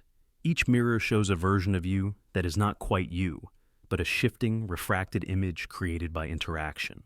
The reflections multiply, intertwine, and feed off each other. You see yourself in others, and they see themselves in your responses. This creates a paradox of identity. Your sense of self depends on others, but others' perceptions depend on you. The loop has no clear origin point. It is self-sustaining, like an Ouroboros, the serpent eating its own tail, an infinite feedback system with no definitive start. Philosophers have long pondered this enigma. The idea that the self is co-constructed in social interaction challenges the notion of an isolated, independent identity. Instead, identity emerges relationally, like a melody composed by many instruments playing in harmony and discord. Your selfhood is not a fixed essence inside, but a dynamic process woven with others. From a psychological perspective, this interplay is fundamental to human development. Infants first recognize themselves through the reactions of caregivers. The gaze and response of the other become a scaffold for building self-awareness. Our sense of worth, competence, and belonging is constantly shaped and reshaped through social mirrors.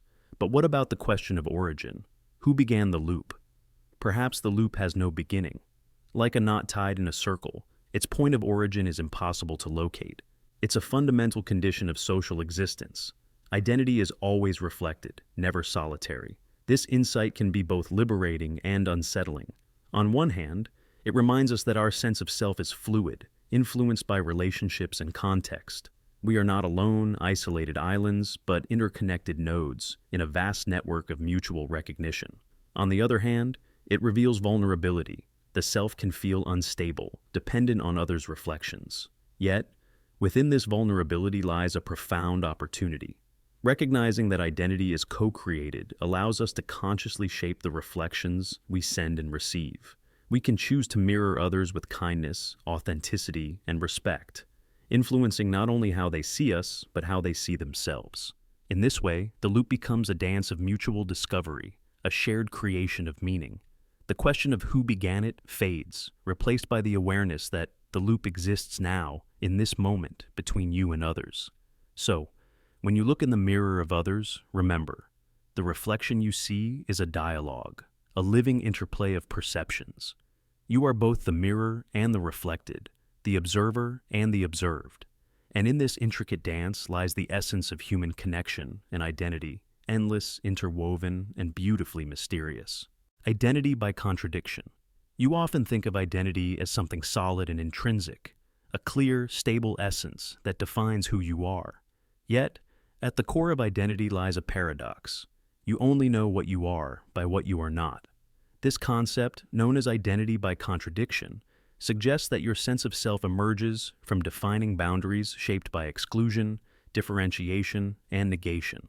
But if your identity is constructed from what you are not, then what exactly are you? Are you a real, substantive entity or merely a defined absence of alternatives? Consider how language works. To understand a word, we often define it by contrasting it with other words. Hot only makes sense because we know cold is its opposite. Similarly, your identity functions through opposites and negations. You recognize yourself as separate from others by what you exclude. Not them, not those traits, not those beliefs. This constant process of differentiation creates a mental map of self and other, inside and outside. Philosophers have long debated this dynamic. Hegel described identity as a dialectic process where thesis and antithesis clash to produce synthesis. Your identity is never pure or isolated. It is always formed in relation to what it is not. You are you only because you are not them, not this, not that. This relational nature means identity is inherently unstable, defined by absence as much as presence. Psychologically, this can feel unsettling. If you strip away everything you are not, what remains? Is there a fixed I beneath all these negations, or just an empty shell? Buddhist teachings suggest the latter. The self is a construct with no inherent essence, a transient process defined by what it rejects and excludes. The idea of a permanent self is an illusion maintained by the mind's habit of drawing distinctions. Identity by contradiction also reveals how fragile and vulnerable the self can be. When the boundaries that define you blur or dissolve, through trauma, loss, or radical change, you may experience disorientation or crisis. Without clear opposites to differentiate from, the self's foundation feels shaky, as if you are losing yourself. This is why identity is often defended fiercely. Threats to what you are not feel like threats to your very existence. Moreover, social and cultural identities thrive on this contradiction. Groups define themselves against others, emphasizing differences to create cohesion and meaning. Nationalism, religion, and ideology often rely on delineating us versus them. This mechanism can unite but also divide, as identity by contradiction fosters both belonging and conflict. The question arises, if identity depends on what you are not, is your selfhood a positive reality or simply a void carved out by negation? Are you a genuine being with substance, or merely a space left empty by all the alternatives you reject? This paradox challenges the very notion of being. Some existential philosophers propose that this tension is the human condition. You exist by navigating the interplay of presence and absence, being and non-being. Your freedom lies in embracing this contradiction, realizing that identity is not a static fact, but an ongoing project of defining and redefining boundaries. Practically, understanding identity by contradiction can deepen self-awareness. It encourages questioning the fixed labels you carry and recognizing how much of your identity is shaped by what you oppose or exclude. This insight opens the possibility of transcending rigid definitions and embracing a more fluid, inclusive sense of self. At the same time, it warns of the dangers in overly rigid identities that depend too heavily on exclusion. Such identities can trap you in cycles of defensiveness, prejudice, and alienation. Awareness of the contradictory nature of identity invites compassion for yourself and others as everyone negotiates their boundaries between self and other. In moments of stillness or meditation, you might glimpse a state beyond these contradictions, a sense of being that is not defined by what it is not, but simply is. This experience points to a deeper reality where identity dissolves into pure presence, free from the entrapments of negation. Ultimately, identity by contradiction reveals the profound mystery of selfhood, that you are known through absence, defined by what you exclude, and yet within this void lies the space for freedom, creativity, and transformation. You are both real and an absence, both presence and contradiction, forever navigating the delicate balance between being and not being. So, ask yourself, am I a fixed entity or a defined absence of alternatives? Perhaps the answer is that you are both, and that this paradox is the essence of what it means to be human. Consciousness without language. Before words existed, before the structure of language formed in your mind, what did your thoughts look like? Did you even have thoughts in the way you understand them now? And more profoundly, did you have a self? Or is it possible that language itself invented the I you claim as your identity, crafting your sense of self retroactively, and you simply agreed to the story it told? This question pierces the core of consciousness studies, philosophy, and cognitive science. Language shapes our world, yes, but does it create the very essence of who we are? Consider a moment before language. No internal monologue, no narrative running through your head. How would consciousness appear then? Could awareness exist without words, without grammar, without syntax to bind experience into meaning? Neuroscientists studying infants and nonverbal animals provide clues. Babies, before acquiring language, show signs of awareness. They recognize faces, feel emotions, respond to pain and pleasure. Animals demonstrate problem-solving, social interaction, and even empathy. Yet, their consciousness lacks the complex self-narrative language enables. They live in moments, experiences unfiltered by elaborate mental storytelling. The philosopher Ludwig Wittgenstein famously suggested that the limits of my language mean the limits of my world. Without language, your world is immediate, raw, and fragmented, not yet woven into a coherent story. The self is not a fixed entity, but a construct, a narrative thread that language spins to organize sensations, memories, and intentions into a unified identity. Think about your own experience. How much of your daily life is filled with silent conversations inside your head? These internal dialogues, planning, reminiscing, worrying, are all mediated by language. They give your consciousness shape and direction. Without them, would there be a you observing the world, or just a flow of sensations without a center? Some theorists argue that language acts as a mirror, reflecting consciousness back upon itself. It allows you to label thoughts, to categorize emotions, to create a concept of past and future. This reflective capacity, the ability to think about your own thoughts, is central to self-awareness. But without the tools language provides, this reflection would be limited, diffuse, or altogether absent. If language invents the self retroactively, it means your sense of identity is less an innate truth and more a story agreed upon by your mind. It's a narrative scaffold built on words, memories, and social interaction. This narrative is constantly rewritten as language evolves, culture shifts, and your understanding deepens. You are not a static I, but a dynamic process unfolding within linguistic frameworks. This perspective has profound implications. It suggests that by altering language, through poetry, meditation, or even silence, you can transform your consciousness and yourself.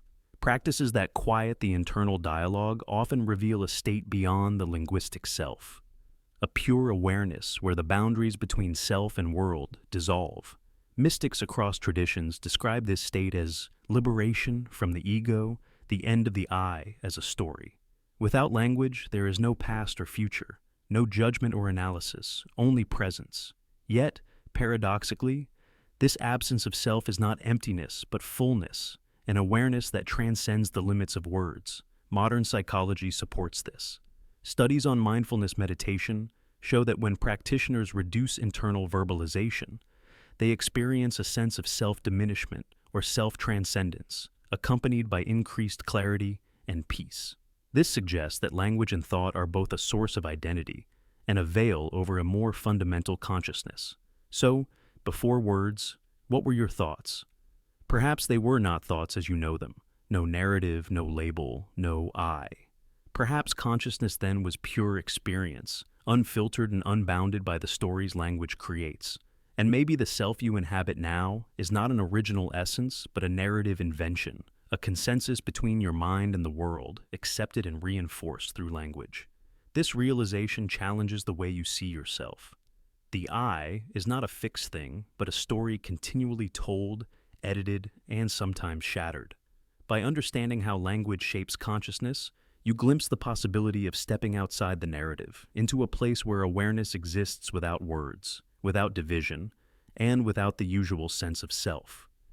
In that silent space before language, there is a pure, unmediated consciousness, vast, simple, and profound.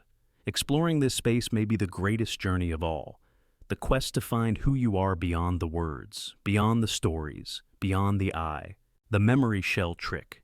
Every moment of your remembered past is not a photograph, not an unaltered recording, but a retelling, a story reconstructed and reshaped by your mind each time you recall it. This is what I call the memory shell trick. There are no originals, no pristine archives tucked away in your brain. Instead, your entire life may be a fiction your brain has committed to, an elaborate narrative constructed to provide coherence to the chaos of experience. Think about how memories feel to you. They often seem vivid and real, like windows into what once was. Yet, neuroscience tells us a different story.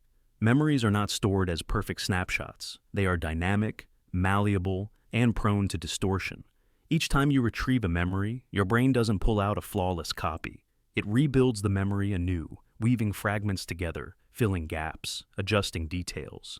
This rebuilding is influenced by your current mood, beliefs, and desires. It is not passive recall, but active creation. The memory you experience now is a retelling, shaped by who you are at this very moment.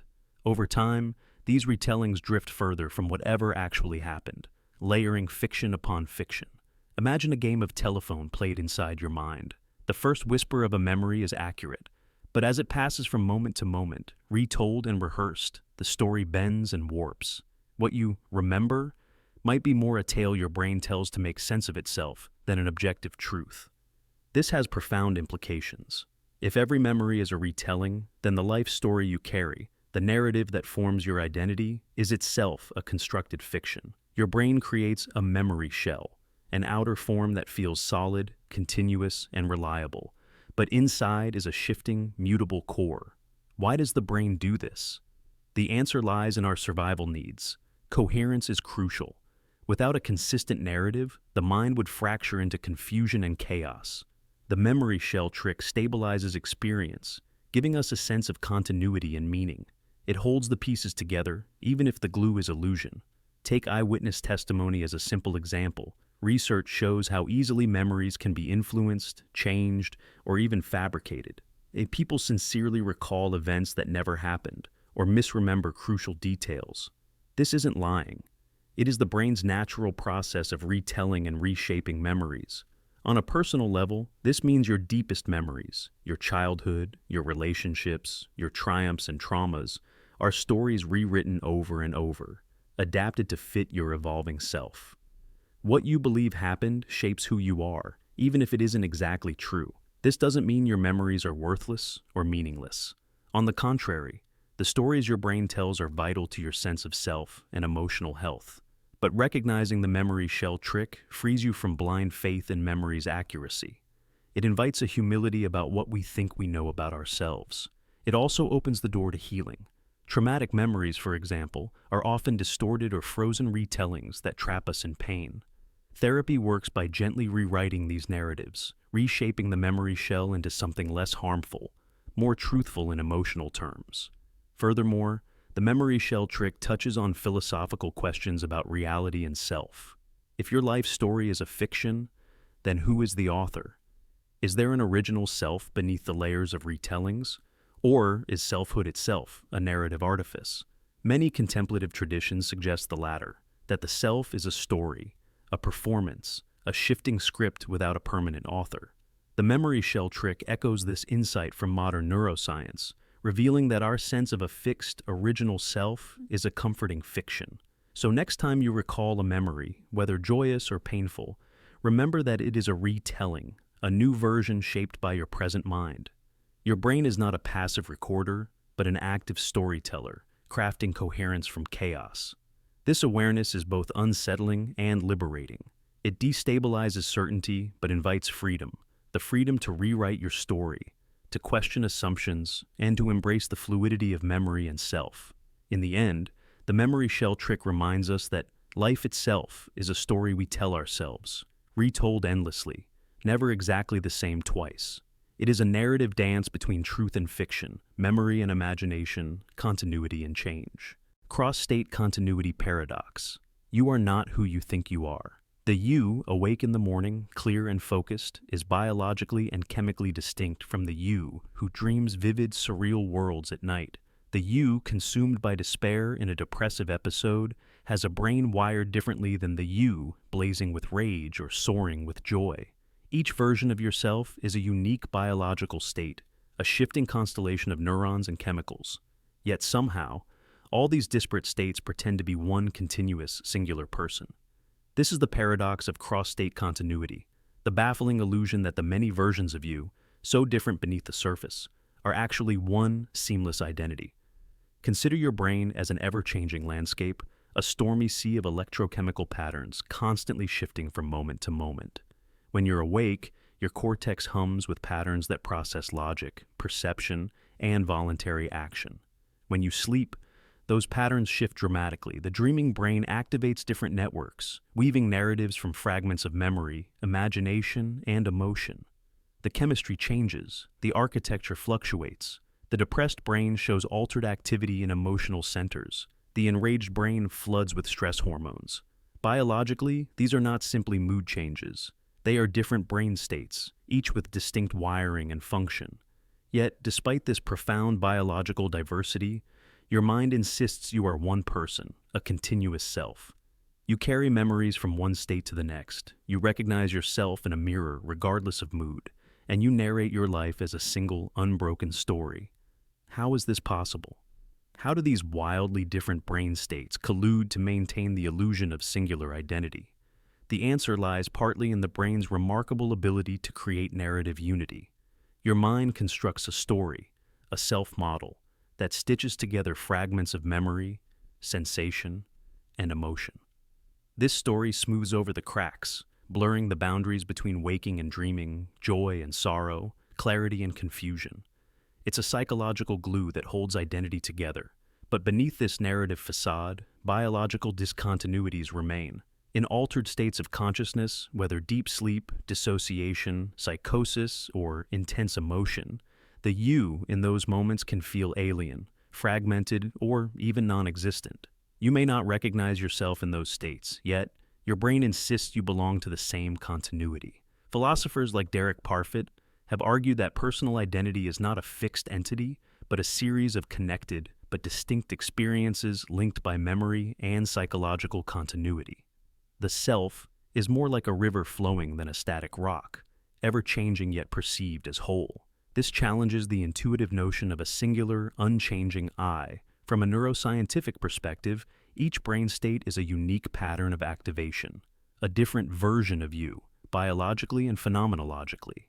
Yet the brain's higher-order systems weave these patterns into an integrated sense of self through memory consolidation, executive function, and metacognition. It's a grand illusion, but one essential for survival and functioning in a complex social world.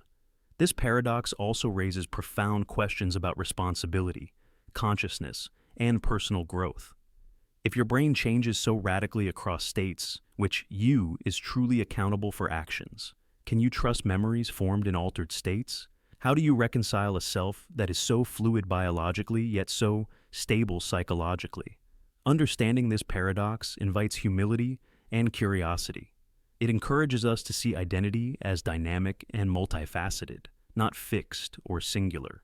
It invites compassion for our fragmented selves, the waking self that struggles with anxiety, the dreaming self that wanders strange realms, the depressed self that aches silently, and the enraged self that rages fiercely. Rather than cling to the illusion of unchanging identity, embracing this complexity allows deeper self-awareness. It opens space for healing fractured parts and integrating the many states into a more compassionate whole. So, next time you wake from a vivid dream or experience a sudden mood shift, remember, these are different versions of you, biologically unique, yet narratively bound. The continuity you feel is a powerful illusion, a testament to the brain's creative genius. And within this illusion lies the profound mystery of what it truly means to be one person. The experience ownership lie. You experience hunger, lust, rage, intense sensations that feel deeply personal, as if they belong to you alone. But pause and consider, are these experiences truly yours, or are they visitors, passing through your being like instincts donning your name as a mask? This question strips away the comforting illusion that you own every feeling, every drive, every impulse that rises within you. From the moment you feel hunger gnawing at your belly, there's an undeniable urgency, an intimate call to satisfy a bodily need. Lust ignites with its potent magnetic pull. Rage flares with fiery intensity, shaking your core. You instinctively label these feelings as yours, intimately tied to your identity. Yet, beneath this assumption lies a profound uncertainty. Biologically, these experiences are ancient survival mechanisms encoded deep within your nervous system. Hunger signals the need to nourish. Lust ensures reproduction. Rage protects boundaries. They arise not from your conscious self, but from primal neural circuits, evolutionary programs older than the human mind's narrative. In that sense, these experiences are not crafted by you, but by inherited biological machinery. They use your body and mind as instruments, wearing your personal identity like a borrowed costume. They pass through, shaping your behavior, but never fully belonging to your conscious self. Philosophically, this challenges the core belief in experience ownership, the idea that you are the author and possessor of all your inner states. Instead, you might be more like a stage or vessel, where various instinctual actors perform their roles. Your name is pinned on their costumes, but they are not truly yours. This realization can feel unsettling. If hunger, lust, and rage are not yours, then what defines you? Are you merely the watcher, the silent witness to these passing dramas? Is the self a deeper awareness distinct from the biological impulses that roar beneath?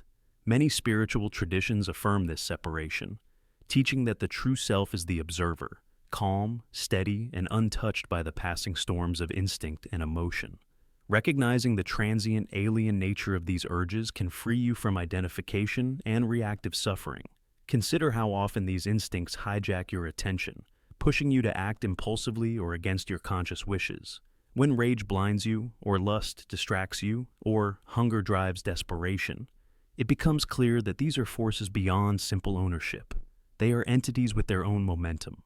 Viewing them as masks worn by passing instincts invites a new relationship with your inner life. Instead of claiming ownership or battling them as enemies, you become an impartial host, acknowledging their presence without confusion or resistance. You create space for instincts to arise and pass without losing your center. This perspective also empowers choice. While you cannot control the arrival of these instincts, you can choose how to respond. Awareness is the bridge between reactive possession and conscious freedom. When you recognize hunger, lust, or rage as passing guests rather than permanent possessions, you reclaim your agency. Ultimately, the experience ownership lie reveals a deeper truth. The self is not a fixed owner of all inner phenomena, but a fluid awareness through which instinctual forces move. Your identity is not the mask, but the wearer, observing, hosting, and transcending the passing tides of experience. So, when hunger calls, lust beckons, or rage ignites, ask yourself, are these truly mine, or are they travelers donning my name for a brief journey? And in that question lies the beginning of freedom. Freedom from illusion, freedom to be the calm observer amid the wild theater of instinct. Consciousness without a subject.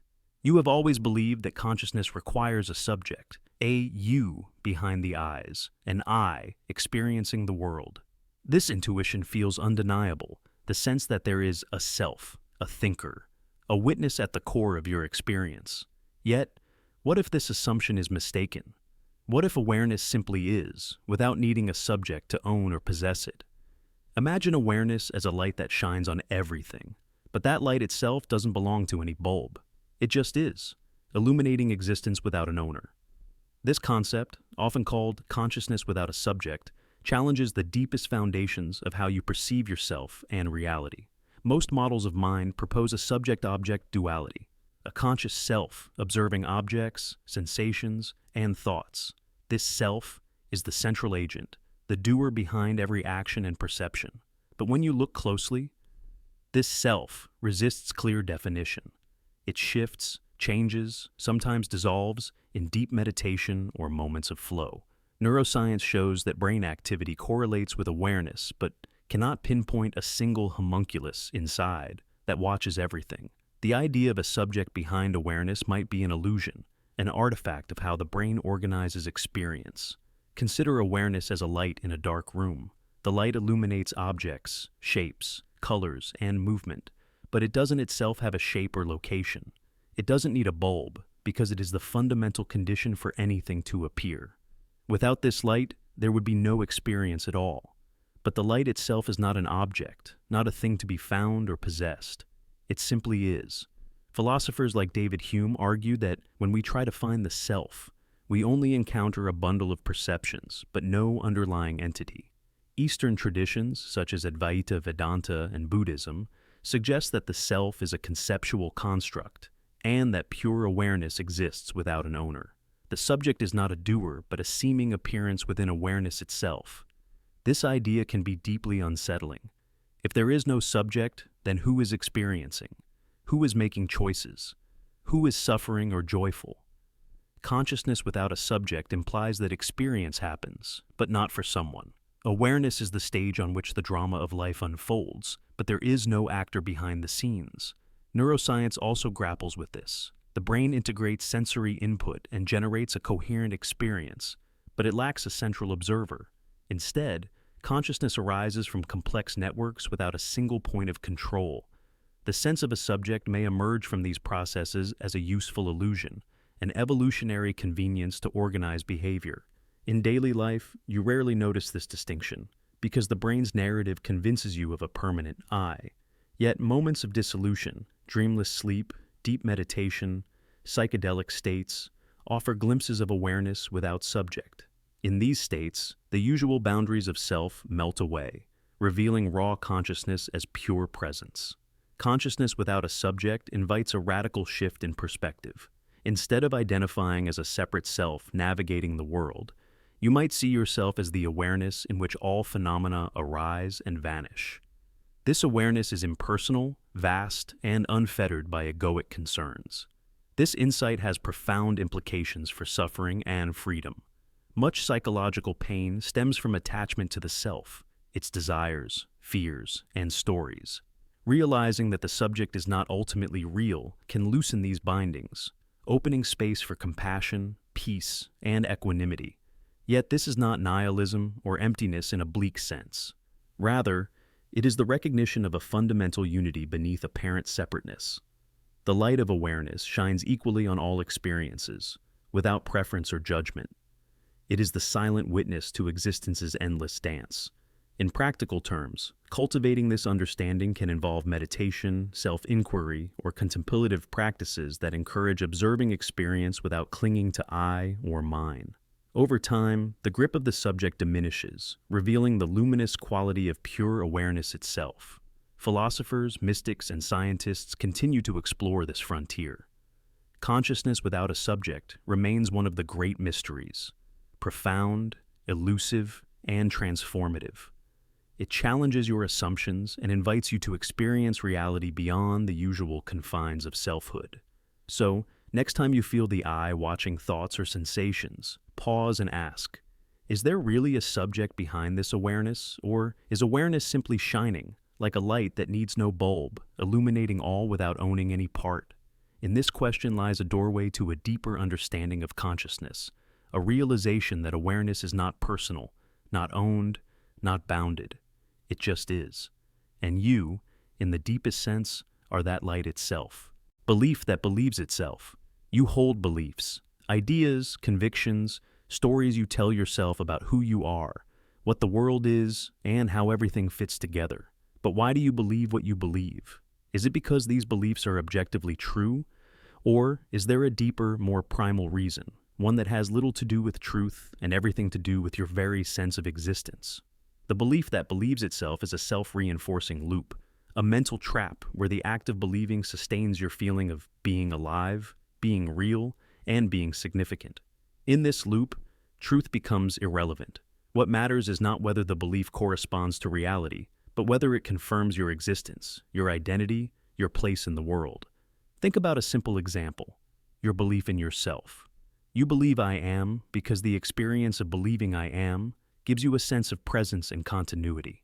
It is not the truth of I am that grounds you, but the feeling it produces. The belief itself becomes both the foundation and the evidence of your existence. This is a closed circle, belief that sustains itself by making you feel real. Now expand this to other beliefs, political ideologies, religious faiths, cultural narratives. Often people hold these beliefs not because they have been proven true beyond doubt, but because they provide coherence and meaning. They create a mental framework where the self feels stable and validated. To question or abandon these beliefs threatens that stability. The risk is not only losing an idea, but losing the psychological anchor that affirms I exist in a world that can seem vast and indifferent. This loop is why contradictory beliefs can coexist inside a mind, why facts that challenge a cherished belief are ignored or twisted. It is not stubbornness alone. It is the brain's desperate attempt to preserve the sense of self that depends on these beliefs. The belief does not seek truth, it seeks survival. Philosophers call this the circularity of self-consciousness. You believe in your existence because you experience consciousness, and you experience consciousness because you believe in your existence. The belief validates the experience, and the experience validates the belief. Breaking out of this loop is difficult because it feels like breaking out of existence itself. Psychologists observe similar patterns in cognitive biases. Confirmation bias, for example, leads you to favor information that supports your beliefs and dismiss what doesn't. This is not just laziness or error, it is an emotional necessity. Your mind protects itself from fragmentation by reinforcing beliefs that maintain the feeling of wholeness.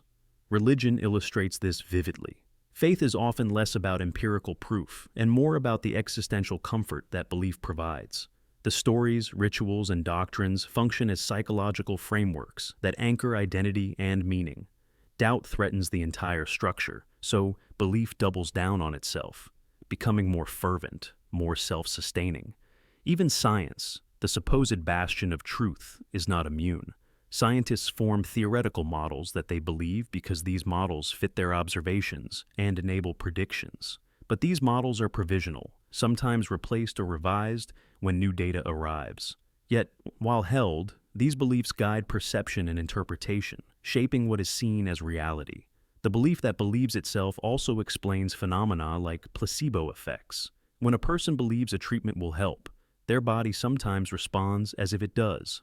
The belief triggers real physiological changes, not because of the treatment's chemical properties, but because the belief activates healing processes.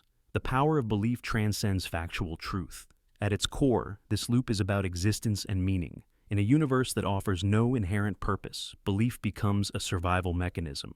To believe is to affirm that you are not nothing, that your thoughts, feelings, and actions matter.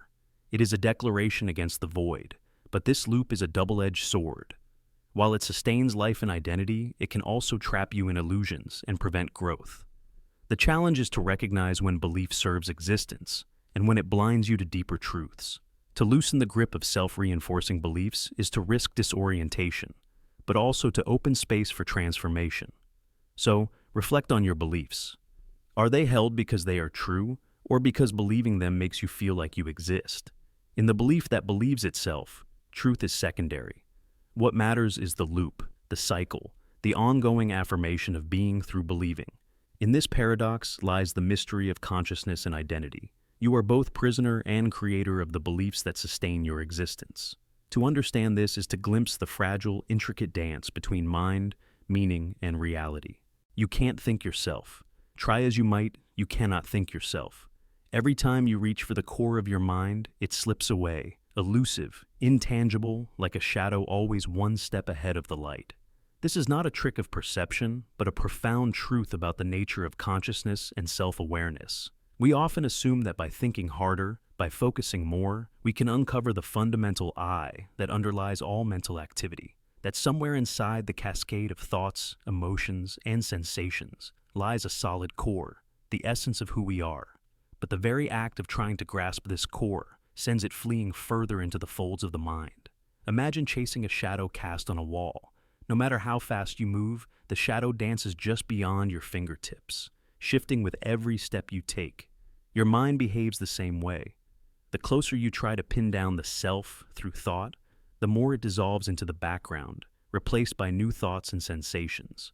Philosophers and mystics have pointed to this elusive quality for centuries.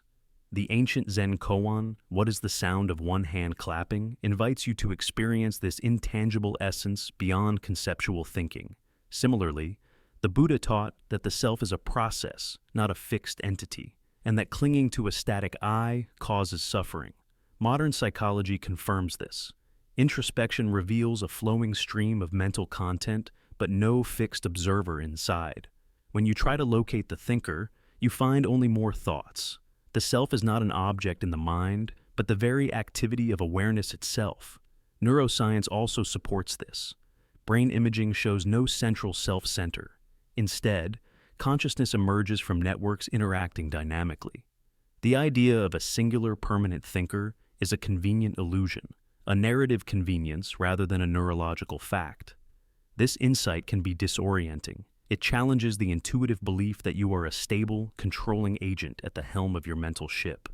But it also opens the door to freedom. If the self cannot be grasped by thought, it invites you to experience consciousness beyond concepts, to rest in awareness itself, free from the endless chase. The mind's elusive core is like a flame flickering just beyond reach, not something to be caught, but something to be witnessed. Trying to capture it with the tools of thinking is like trying to see your own eyes without a mirror. Impossible from inside. This is why meditation and mindfulness practices focus on observing thoughts and sensations without grasping. By stepping back, you allow the shadow to move without pursuit, and in that spaciousness, the illusion of a fixed self begins to dissolve. Consider moments when you become so absorbed in an experience, music, art, nature, that you lose the sense of I altogether. These moments hint at the mind's fluid nature, where the core slips away and pure awareness remains. This awareness is not an object of thought, but the ground on which thought arises and falls. Psychologically, recognizing that you cannot think yourself reduces the pressure to control every mental state, allowing greater acceptance of uncertainty, impermanence, and change. It softens self-judgment and opens space for genuine presence. This paradox, that the more you seek the core of mind with thought, the more it escapes, teaches humility. It reminds us that consciousness is a mystery beyond conceptual grasp, an experience lived rather than solved. In practical terms, this means surrendering the need to figure it out intellectually and embracing a lived experience of being. The self is not a puzzle to solve, but a horizon to be witnessed, forever retreating yet always present. So next time you try to catch the core of your mind, notice the shadow moving ahead. Rather than chasing, pause, breathe, and open to the space where the shadow dances. In that very movement, the illusion of separation fades, and a deeper knowing arises, one that is not thought, but being itself. Nested I illusion. Have you ever noticed how your sense of self feels layered, like a Russian nesting doll? There's the I who watches, the me who experiences, the my thoughts that flood your mind, and the my experience that colors your perception. But where does this cascade of selves end? Who is the ultimate observer behind this chain? This is the nested one illusion, the unsettling realization that each I just hides another, and the self you think you are is endlessly nested inside shadows of awareness. Start with the I, the sense of being a subject, the silent watcher observing everything else. You feel this I as the core of your existence, the seat of consciousness. But then notice the me, the self that this I sees, the body and personality shaped by memories, desires, and emotions. The I watches the me, but the me also acts and reacts. Next come the thoughts, my thoughts, the endless mental chatter about the world and yourself. The me notices these thoughts, or sometimes becomes lost in them. But these thoughts arise from my experience, the sensory and emotional data streaming in from the body and environment. This experience is the raw material from which the self is built. So, the chain looks like this. I sees me, who notices my thoughts, which emerge from my experience. But who or what is the final point in this chain? Where does it end? What is the root observer that these layers report to? Look closer, and the answer slips away. The I you started with dissolves into the me. The me is a mask for thoughts, and thoughts themselves are ephemeral flickers arising from experience. Each layer is both subject and object, observer and observed, a hall of mirrors reflecting endlessly. Philosophers call this the illusion of a unified self. Instead of a singular, solid I, the self is a cascade of nested perspectives, none ultimately foundational. There is no final I behind the scenes, just layers of experience reflecting on themselves in an infinite regress. Neuroscience supports this view. The brain constructs selfhood from multiple networks, sensory processing, memory, language, emotion, each contributing a layer of identity. None of these is the ultimate self. They are processes, systems interacting to produce the feeling of I. The nested one illusion reveals why self-inquiry can feel like chasing shadows. As soon as you look for the I behind your thoughts, another layer appears: the thinker, the watcher, the experiencer. But none of these are static entities. They are dynamic processes, constantly shifting and recombining. This endless nesting can feel unsettling or freeing. It undermines the idea of a fixed, permanent self, inviting instead a fluid, process-oriented view of identity. The I is not a thing, but a pattern, a recursive loop of awareness observing itself. In spiritual traditions, this insight is key to liberation. By seeing through the nested illusion, one can step out of identification with any single layer. The self is revealed as empty space, a dance of reflections without an ultimate center. Yet, paradoxically, the illusion of I is necessary. It provides coherence, continuity, and agency in daily life. Without some sense of self, navigating the world would be chaotic. The nested one illusion is both the trap and the tool, the mask we wear, and the door to deeper understanding. So, when you catch yourself thinking, who am I behind all this? Remember, every answer births another question. Each I you find is just a mask hiding the next. The self is a hall of nested mirrors, infinitely reflecting, endlessly elusive. And within this paradox lies the profound mystery of consciousness, not a singular self, but a luminous play of awareness, forever nesting within itself, forever searching, forever becoming. Attention, hijack, reversal. What you focus on shapes your awareness. It filters your reality, colors your experience, and directs the flow of your thoughts. We often think of attention as a powerful tool we wield, consciously selecting where to look, what to listen to, and what to think about. But what if this idea is flipped on its head? What if the objects of your focus are not passive, but active agents choosing you instead, pulling your attention like magnets, bending your mind around their presence? Imagine attention as a dance, not a solo performance. The things that catch your eye, the sounds that pierce your ears, the ideas that invade your thoughts. They don't just wait patiently for your approval. They reach out, seduce, and sometimes hijack your mental spotlight. Instead of you controlling what you focus on, it's the focused objects exerting control over you. This notion challenges our sense of agency. If objects of focus possess a kind of power to bend your awareness, are you truly free in your attention, or are you caught in a web of influence where attention is a battlefield between your will and the pull of external or internal forces? Consider how easily your mind drifts to certain images, emotions, or thoughts, often without intention. A notification buzzes. Suddenly your attention snaps to the glowing screen. A memory flashes unbidden, pulling your mood along. A fear lodges itself deep within, twisting your focus in anxious spirals. These are not neutral stimuli.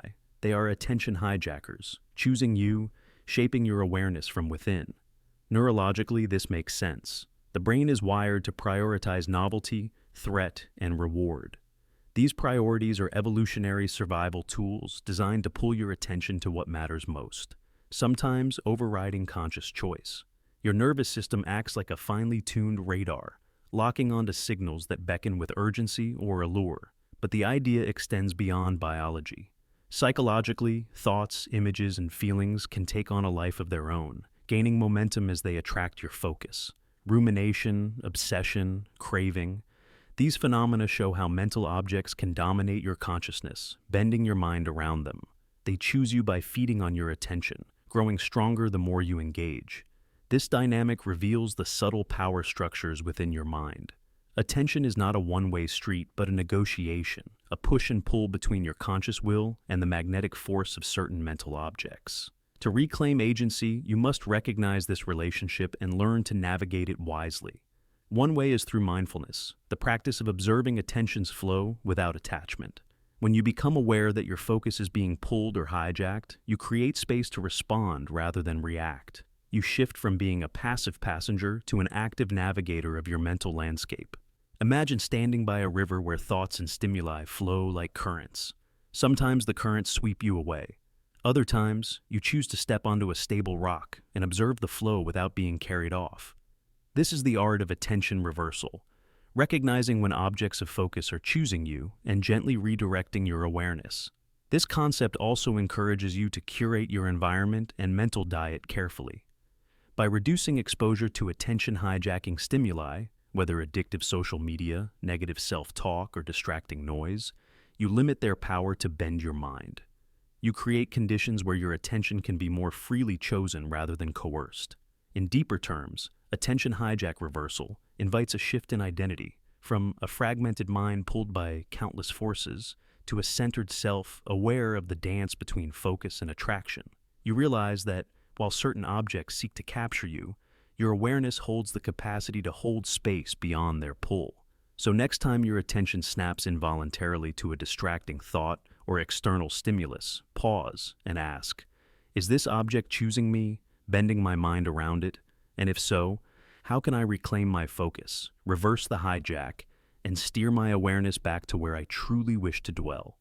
This question opens a path to freedom. Freedom to choose your mental landscape, freedom to be the master of your attention rather than its captive, and freedom to shape your consciousness with intention amid the relentless pull of a world determined to choose you. The Hallucinated Reality Agreement. You live in what feels like a shared, objective reality, a world everyone experiences together with common sights, sounds, and events.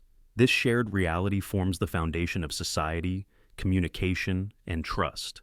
But what if this apparent consensus is less a reflection of an external truth and more the product of overlapping hallucinations?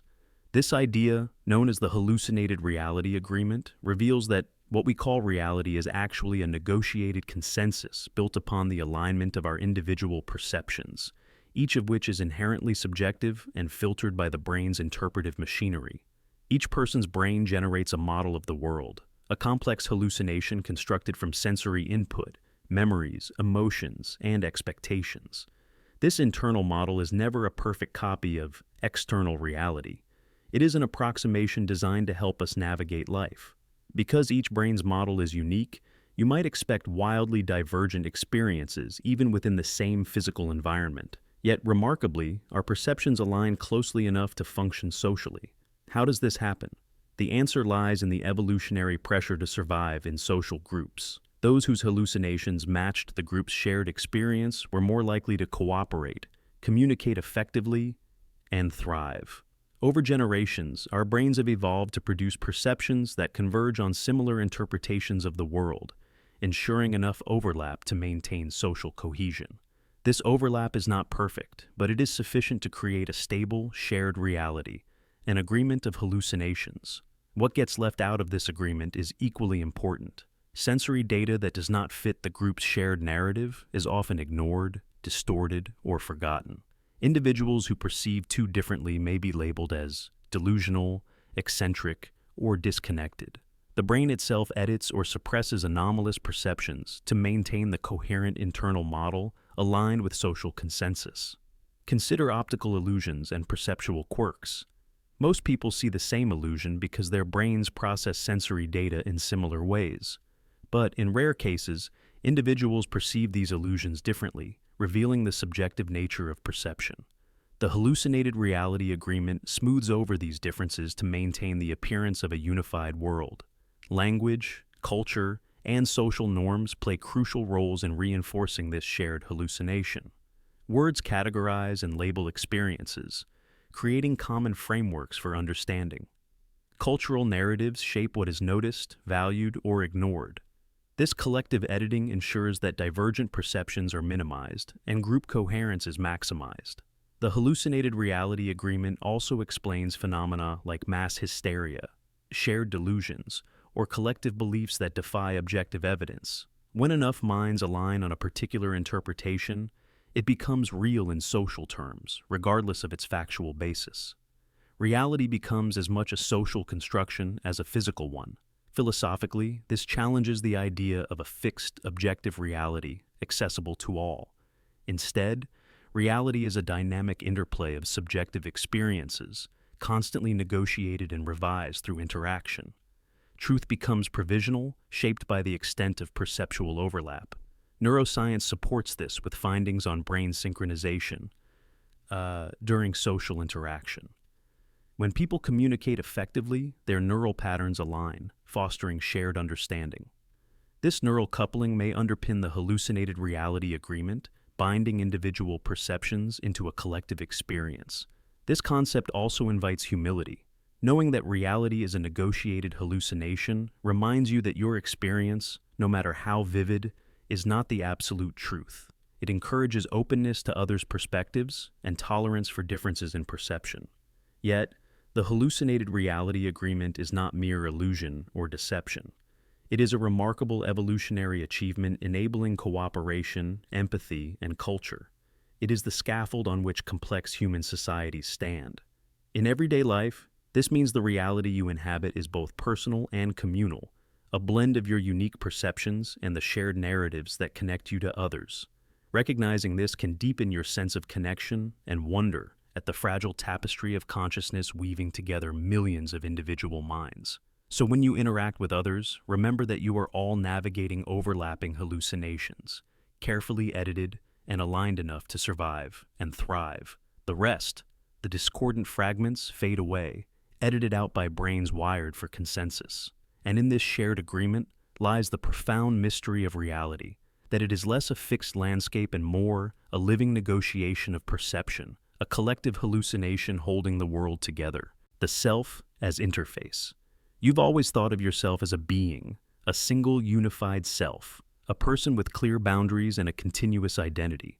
But what if that is an illusion? What if you are not a being at all? Instead, imagine that you are more like a dashboard, a control panel designed to simulate unity, to provide the seamless experience of a singular self, all while masking the chaos that churns beneath the surface. This metaphor of the self as interface turns traditional ideas of identity upside down. You are not a stable, indivisible entity, but a constructed experience. Your I is a sophisticated simulation, a user interface created by your brain to manage, organize, and conceal the sprawling complexity of unconscious processes, conflicting impulses, and biological chaos inside you. Think about the dashboards you've seen, whether in a car, an airplane, or a spaceship. They present a clean, intuitive display: speed, fuel, altitude, warnings. But beneath that polished interface lies an intricate network of systems, engines, wires, and sensors, often messy and unpredictable. The dashboard hides all that complexity, allowing the pilot or driver to focus on control without being overwhelmed. Similarly, your consciousness presents a coherent narrative, a continuous you who acts, thinks, and feels. But behind that interface is an immense and turbulent network of neural activity, biochemical signals, competing drives, and automated routines that you never consciously witness. This inner chaos is too complex, too unruly, and too fast for your mind to process directly. Your brain evolved this interface to protect you. Without it, you would be drowning in raw sensory input, emotional turmoil, and instinctual demands. The self-interface simplifies this into manageable chunks, thoughts, feelings, intentions that feel like you. It filters, edits, and sometimes fabricates a story of unity and purpose. This explains many puzzling aspects of human experience. Why does your sense of self sometimes feel fragmented or multiple, like in dissociation or certain psychological disorders? Because the interface occasionally glitches, exposing the underlying chaos. Why do unconscious biases, impulses, or emotions feel alien, like they come from somewhere else? Because they are processes beneath the dashboard, operating without direct access to your conscious controls. Neuroscience supports this layered model of selfhood. Studies show that large parts of your brain work outside of awareness, controlling bodily functions, forming judgments, and making decisions before you even realize it. Your conscious mind is often just the tip of the iceberg, receiving signals after the fact and weaving them into a coherent narrative. Philosophers like Daniel Dennett describe consciousness as a user illusion, a convenient fiction created by the brain to enable flexible behavior. This illusion of a unified self is essential for social interaction, planning, and emotional regulation, but it hides a far messier reality. This self as interface also highlights the flexibility of identity. Just as software dashboards can be updated, customized, or hacked, your self-experience can be altered through meditation, therapy, drugs, or trauma. These changes can shift what you perceive as you, revealing how malleable the interface really is. Recognizing yourself as an interface can be both liberating and unsettling. It frees you from the notion of a fixed, essential self. You become a dynamic system, an ever-changing process of interaction between inner chaos and conscious order. It invites curiosity about the unseen mechanisms beneath your awareness and compassion for the complexity within. So, the next time you say, "I am," remember that you are not a simple being, but a control panel, a dashboard evolved to simulate unity while hiding the sprawling chaos underneath. And in that paradox lies the astonishing nature of what it means to be conscious, to be alive, and to be you. Mind as a standing wave. When we think of consciousness, we often imagine a river flowing, a continuous, unbroken stream of thoughts, feelings, and awareness carrying us through time. But what if consciousness does not flow at all? What if, instead, it oscillates, flickers, restarts, and pulses in rhythmic waves? This is the essence of the mind as a standing wave. You are not a river, but a vibration sustained by rhythm, not linear thought. Imagine a guitar string stretched tight. When plucked, it does not produce a random noise but a standing wave, an oscillation between points of stillness and movement, fixed in place yet alive with dynamic energy. Your mind may function similarly. Consciousness arises as a pattern of oscillations, flickering on and off, sustained by complex rhythms within the brain and body. Neuroscience supports this view. Brain activity is characterized by oscillatory waves, alpha, beta, theta, delta rhythms, that reflect different states of consciousness, from deep sleep to intense focus. These rhythms are not just background noise. They organize how neurons communicate, coordinating thought and perception. This oscillatory nature challenges the traditional idea of consciousness as a smooth, uninterrupted flow. Instead, experience pulses in discrete moments, flickering like a strobe light or a heartbeat. Between these pulses lie gaps, brief lapses where awareness seems to vanish, only to re-emerge again. Philosophically, this oscillation means that your sense of self is not a continuous line, but a standing wave pattern, sustained by the repetition of rhythmic cycles. Your I is not a fixed entity traveling through time, but a resonance held in place by these vibrations. Consider how your attention works. It rarely holds steady for long, but oscillates between focus and distraction, engagement and rest. Even your perception refreshes in cycles. Your eyes blink, your neurons fire in bursts, your consciousness pulses. This rhythmic restarting prevents burnout, allowing the mind to remain flexible and adaptive. This model helps explain certain altered states of consciousness. In deep meditation or trance, brainwave patterns shift, slowing down or synchronizing in unusual ways. The standing wave pattern of consciousness becomes more coherent or fragmented, leading to feelings of unity or dissolution of self. It also sheds light on the fragmented, flickering nature of thoughts and emotions. You might feel like your mind jumps between moments of clarity and confusion, like a wave cresting and falling. This is not a flaw, but the inherent rhythm of mental life. Furthermore, the standing wave analogy resonates with quantum theories of consciousness, where reality itself is understood as oscillatory patterns of energy. Your mind, then, is a microcosm of universal rhythms, a vibration woven into the fabric of existence. This insight invites us to reimagine consciousness not as a linear story, but as a symphony of rhythms, cycles, and pulses. Your identity is not a steady flame, but a flickering candlelight, always changing, yet sustained by a dance of vibrations. Understanding the mind as a standing wave frees us from the pressure to control or maintain continuous thought. It encourages embracing the natural ebb and flow, the pulsation of awareness, accepting moments of stillness as essential as moments of activity. In practical terms, this means cultivating harmony with your mental rhythms, resting when the wave dips, engaging when it rises. Practices like breathwork, rhythmic movement, and sound meditation can attune you to these vibrations, deepening presence and clarity. So, next time you feel your mind flicker or your focus wane, remember, you are not losing yourself. You are simply oscillating within the natural rhythm of consciousness. Like a standing wave, you exist in patterns of vibration sustained by cycles, not by unbroken flow. This understanding reveals a profound truth. Consciousness is alive, dynamic, and rhythmic. You are a symphony of oscillations, a dance of energy held steady in the interplay of waves. To be conscious is to vibrate, to stand in the rhythm of existence itself. The stranger in your mind. Every so often, a thought surfaces inside your mind, so alien, so unlike anything you would normally think or believe, it shakes you to your core. A thought that feels foreign, unsettling, even frightening, as if it came from someone else entirely. You say to yourself, "That wasn't me." But then the unsettling question lingers. If it wasn't you, then who or what was it? And if it wasn't random, what purpose did it serve lurking there, hidden beneath your conscious will? Our minds are not the seamless, coherent entities we like to imagine. Instead, they are complex battlegrounds of competing voices, desires, memories, and impulses. A crowded theater of internal actors constantly vying for attention. Some thoughts feel familiar, aligned with our identity.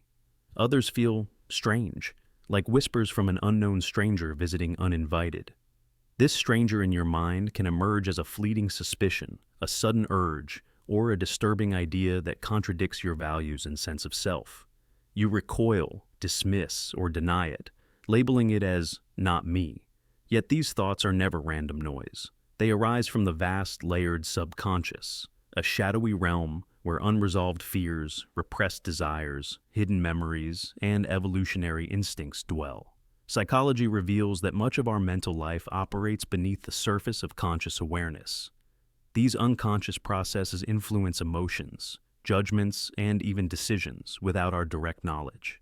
The stranger's voice is the echo of these hidden forces, signaling something important that your conscious self has yet to integrate or understand.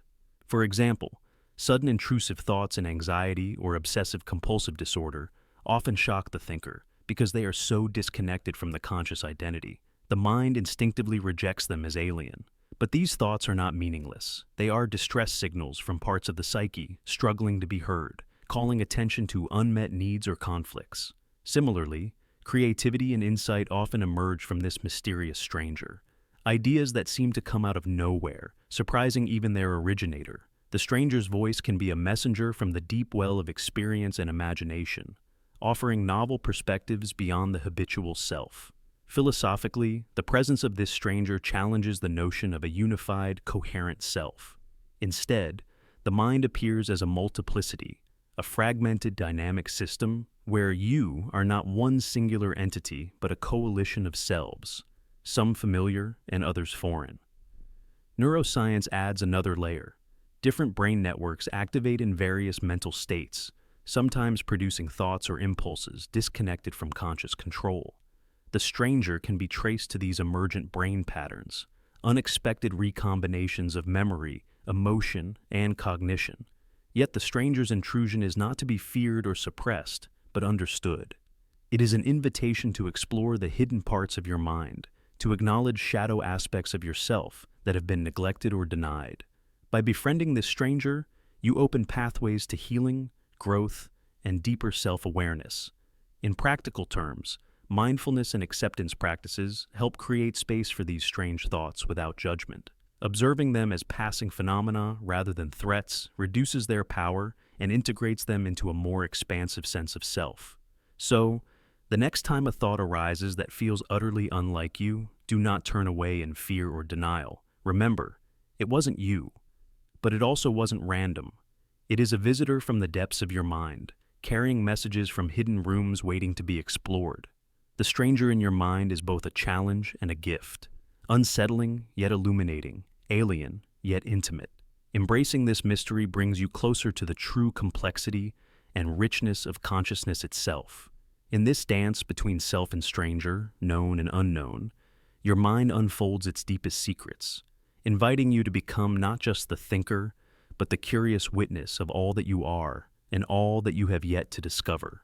The dream anchor paradox. You feel grounded in this world only after waking up from the other one. So which was the dream and which was the stabilizer? This paradox unravels the very fabric of our experience of reality and dreams. Each night, you slip into a world that feels vivid, immersive, and real, a place where time flows, emotions surge, and identities form. Yet, upon waking, you shake off that world as a mere illusion, a dream. But what if that line between dream and waking is not as clear as it seems? What if the waking world is itself a dream anchored by the memory of the other, and the dream world serves as the true stabilizer beneath the surface? In the dream, you encounter strange landscapes, shifting scenes, and improbable events that feel simultaneously foreign and familiar. You navigate with a sense of self, yet that self can morph, fade, or multiply. The dream has no fixed rules, and yet it seems complete, a universe contained within your mind. Then you wake, and suddenly the waking world appears stable, solid, and fixed. You feel real because you can touch, see, and measure it consistently. Your body anchors you, your senses confirm continuity. The waking world is the stabilizer, the reference point that roots you. But what if the waking world itself only gains meaning because you've just emerged from the dream? Without the dream's chaos and fluidity, the waking world would lack contrast, texture, or significance. The dream, in its wildness, provides the context that defines waking reality. Without the other world, you would have no frame of reference for what grounded means. This interplay suggests a duality of experience. Dream and waking mutually define each other, like two sides of a coin, inseparable and codependent. Each is the stabilizer for the other. Each is the dream within which the other finds meaning. Philosophers have long explored similar ideas. In some Eastern traditions, waking life is viewed as an illusion, Maya, while dream states reveal deeper truths. Conversely, Western thought often privileges waking experience as real and dismisses dreams as mere fabrications. Yet, this paradox forces us to question those assumptions, blurring boundaries and inviting deeper inquiry. Neuroscience reveals that brain activity during REM sleep, the stage of vivid dreaming, engages many of the same regions active during wakefulness. This overlap suggests that dreaming and waking consciousness share substrates, differing more in degree and integration than absolute state. Both states may be part of a continuum, with the real anchored not in one or the other, but in their dynamic tension. The paradox also reflects personal experience. Sometimes, a dream feels more emotionally authentic, more real in its impact than waking events. Conversely, waking moments can feel surreal, dreamlike, and disorienting. The boundary is permeable, fluid, a shimmering veil. So, which is the dream? Which is the stabilizer? The paradox offers no definitive answer, because perhaps the question itself is a false dichotomy. Instead, dream and waking are intertwined dimensions, each grounding and destabilizing the other, creating the rich texture of consciousness. This realization opens space for humility and wonder. It invites you to embrace the mystery of your own experience, to recognize that reality is not a fixed construct, but a shifting interplay of states. Groundedness arises not from absolute certainty, but from navigating between worlds, between the known and the unknown, the stable and the fluid. In the end, the dream anchor paradox is an invitation to explore, to question, and to marvel at the intricate dance between the worlds we inhabit, both awake and dreaming, forever entwined in the fabric of our being. The I that forgets itself. There are moments in life so profound that the familiar sense of I, that constant inner narrator and witness, simply disappears. Whether in deep silence, sudden awe, or overwhelming horror, your sense of self can vanish completely, leaving a raw, empty awareness in its place. Then, moments later, the I returns, picking up the thread of experience as if nothing happened. But this raises a haunting question. Who was missing during that absence? Who wasn't there when you forgot yourself? Your everyday consciousness feels seamless, a continuous story told by the I who watches thoughts, feelings, and sensations pass by. This I is so deeply ingrained that you assume it is the unchanging core of your being. Yet, neuroscience and contemplative traditions reveal that this self is more fragile and fleeting than it seems. The I is not a permanent fixture, but a dynamic process that can dissolve and reassemble. In moments of deep silence or meditation, the chatter of the mind quiets. Without thoughts to anchor the self, the I fades into the background, leaving pure awareness. This isn't a loss, but a revealing of a more fundamental experience, one without labels, judgments, or ownership. It's as if the spotlight that usually highlights the self dims, and all that remains is the stage itself. Similarly, Moments of sudden awe, like witnessing a breathtaking sunset or feeling the vastness of the cosmos, can dissolve the boundaries of self. The I feels insignificant or merges with the vastness, momentarily losing its usual grip. This experience can be ecstatic, terrifying, or both. Horror and trauma can trigger another kind of self-forgetting. When confronted with overwhelming fear or shock, the mind may dissociate, fragment, or temporarily lose its sense of coherence. In these moments, the I retreats or disappears, protecting the individual from unbearable pain. The return of the I afterward can feel like waking from a dream or re-entering a familiar home after a journey into the unknown. Philosophers and mystics have long contemplated this phenomenon. The I that forgets itself points to the illusory nature of selfhood. If the I can vanish and reappear, then what is it really? Some traditions teach that the true self is not the fleeting I, but the underlying awareness that persists regardless of identity shifts. Neuroscience supports this by showing that brain regions associated with self-referential processing deactivate during deep meditation or dissociation. The experience of losing self is thus linked to measurable changes in neural activity, underscoring its reality as a state of consciousness rather than mere metaphor. The question, who wasn't there, during self-forgetting reveals a paradox. It suggests that the self is not the ultimate observer, but a temporary construct, layered upon a more fundamental awareness. When the I vanishes, awareness remains, empty, open, and free. This insight has profound implications for understanding identity, consciousness, and mental health. Recognizing the transient nature of the I can reduce attachment to egoic patterns and open pathways to liberation, healing, and compassion. In daily life, moments of self-forgetting are invitations. They challenge you to explore who you are beyond the usual narratives, roles, and thoughts. They hint at a dimension of being untouched by change, suffering, or fear. Yet, returning to the I is natural and necessary. The self anchors you in time and space, enabling action and connection. The dance between presence and absence, self and no self, is the rhythm of conscious life. So, the next time you find your sense of I slipping away, in silence, awe, or shock, remember that the I that returns is not the whole story. There is an awareness beyond the self, a witness that never leaves even when the I forgets itself. Who wasn't there? The temporary I wasn't. But the light of awareness, the true presence beneath, was always shining, silently and without interruption.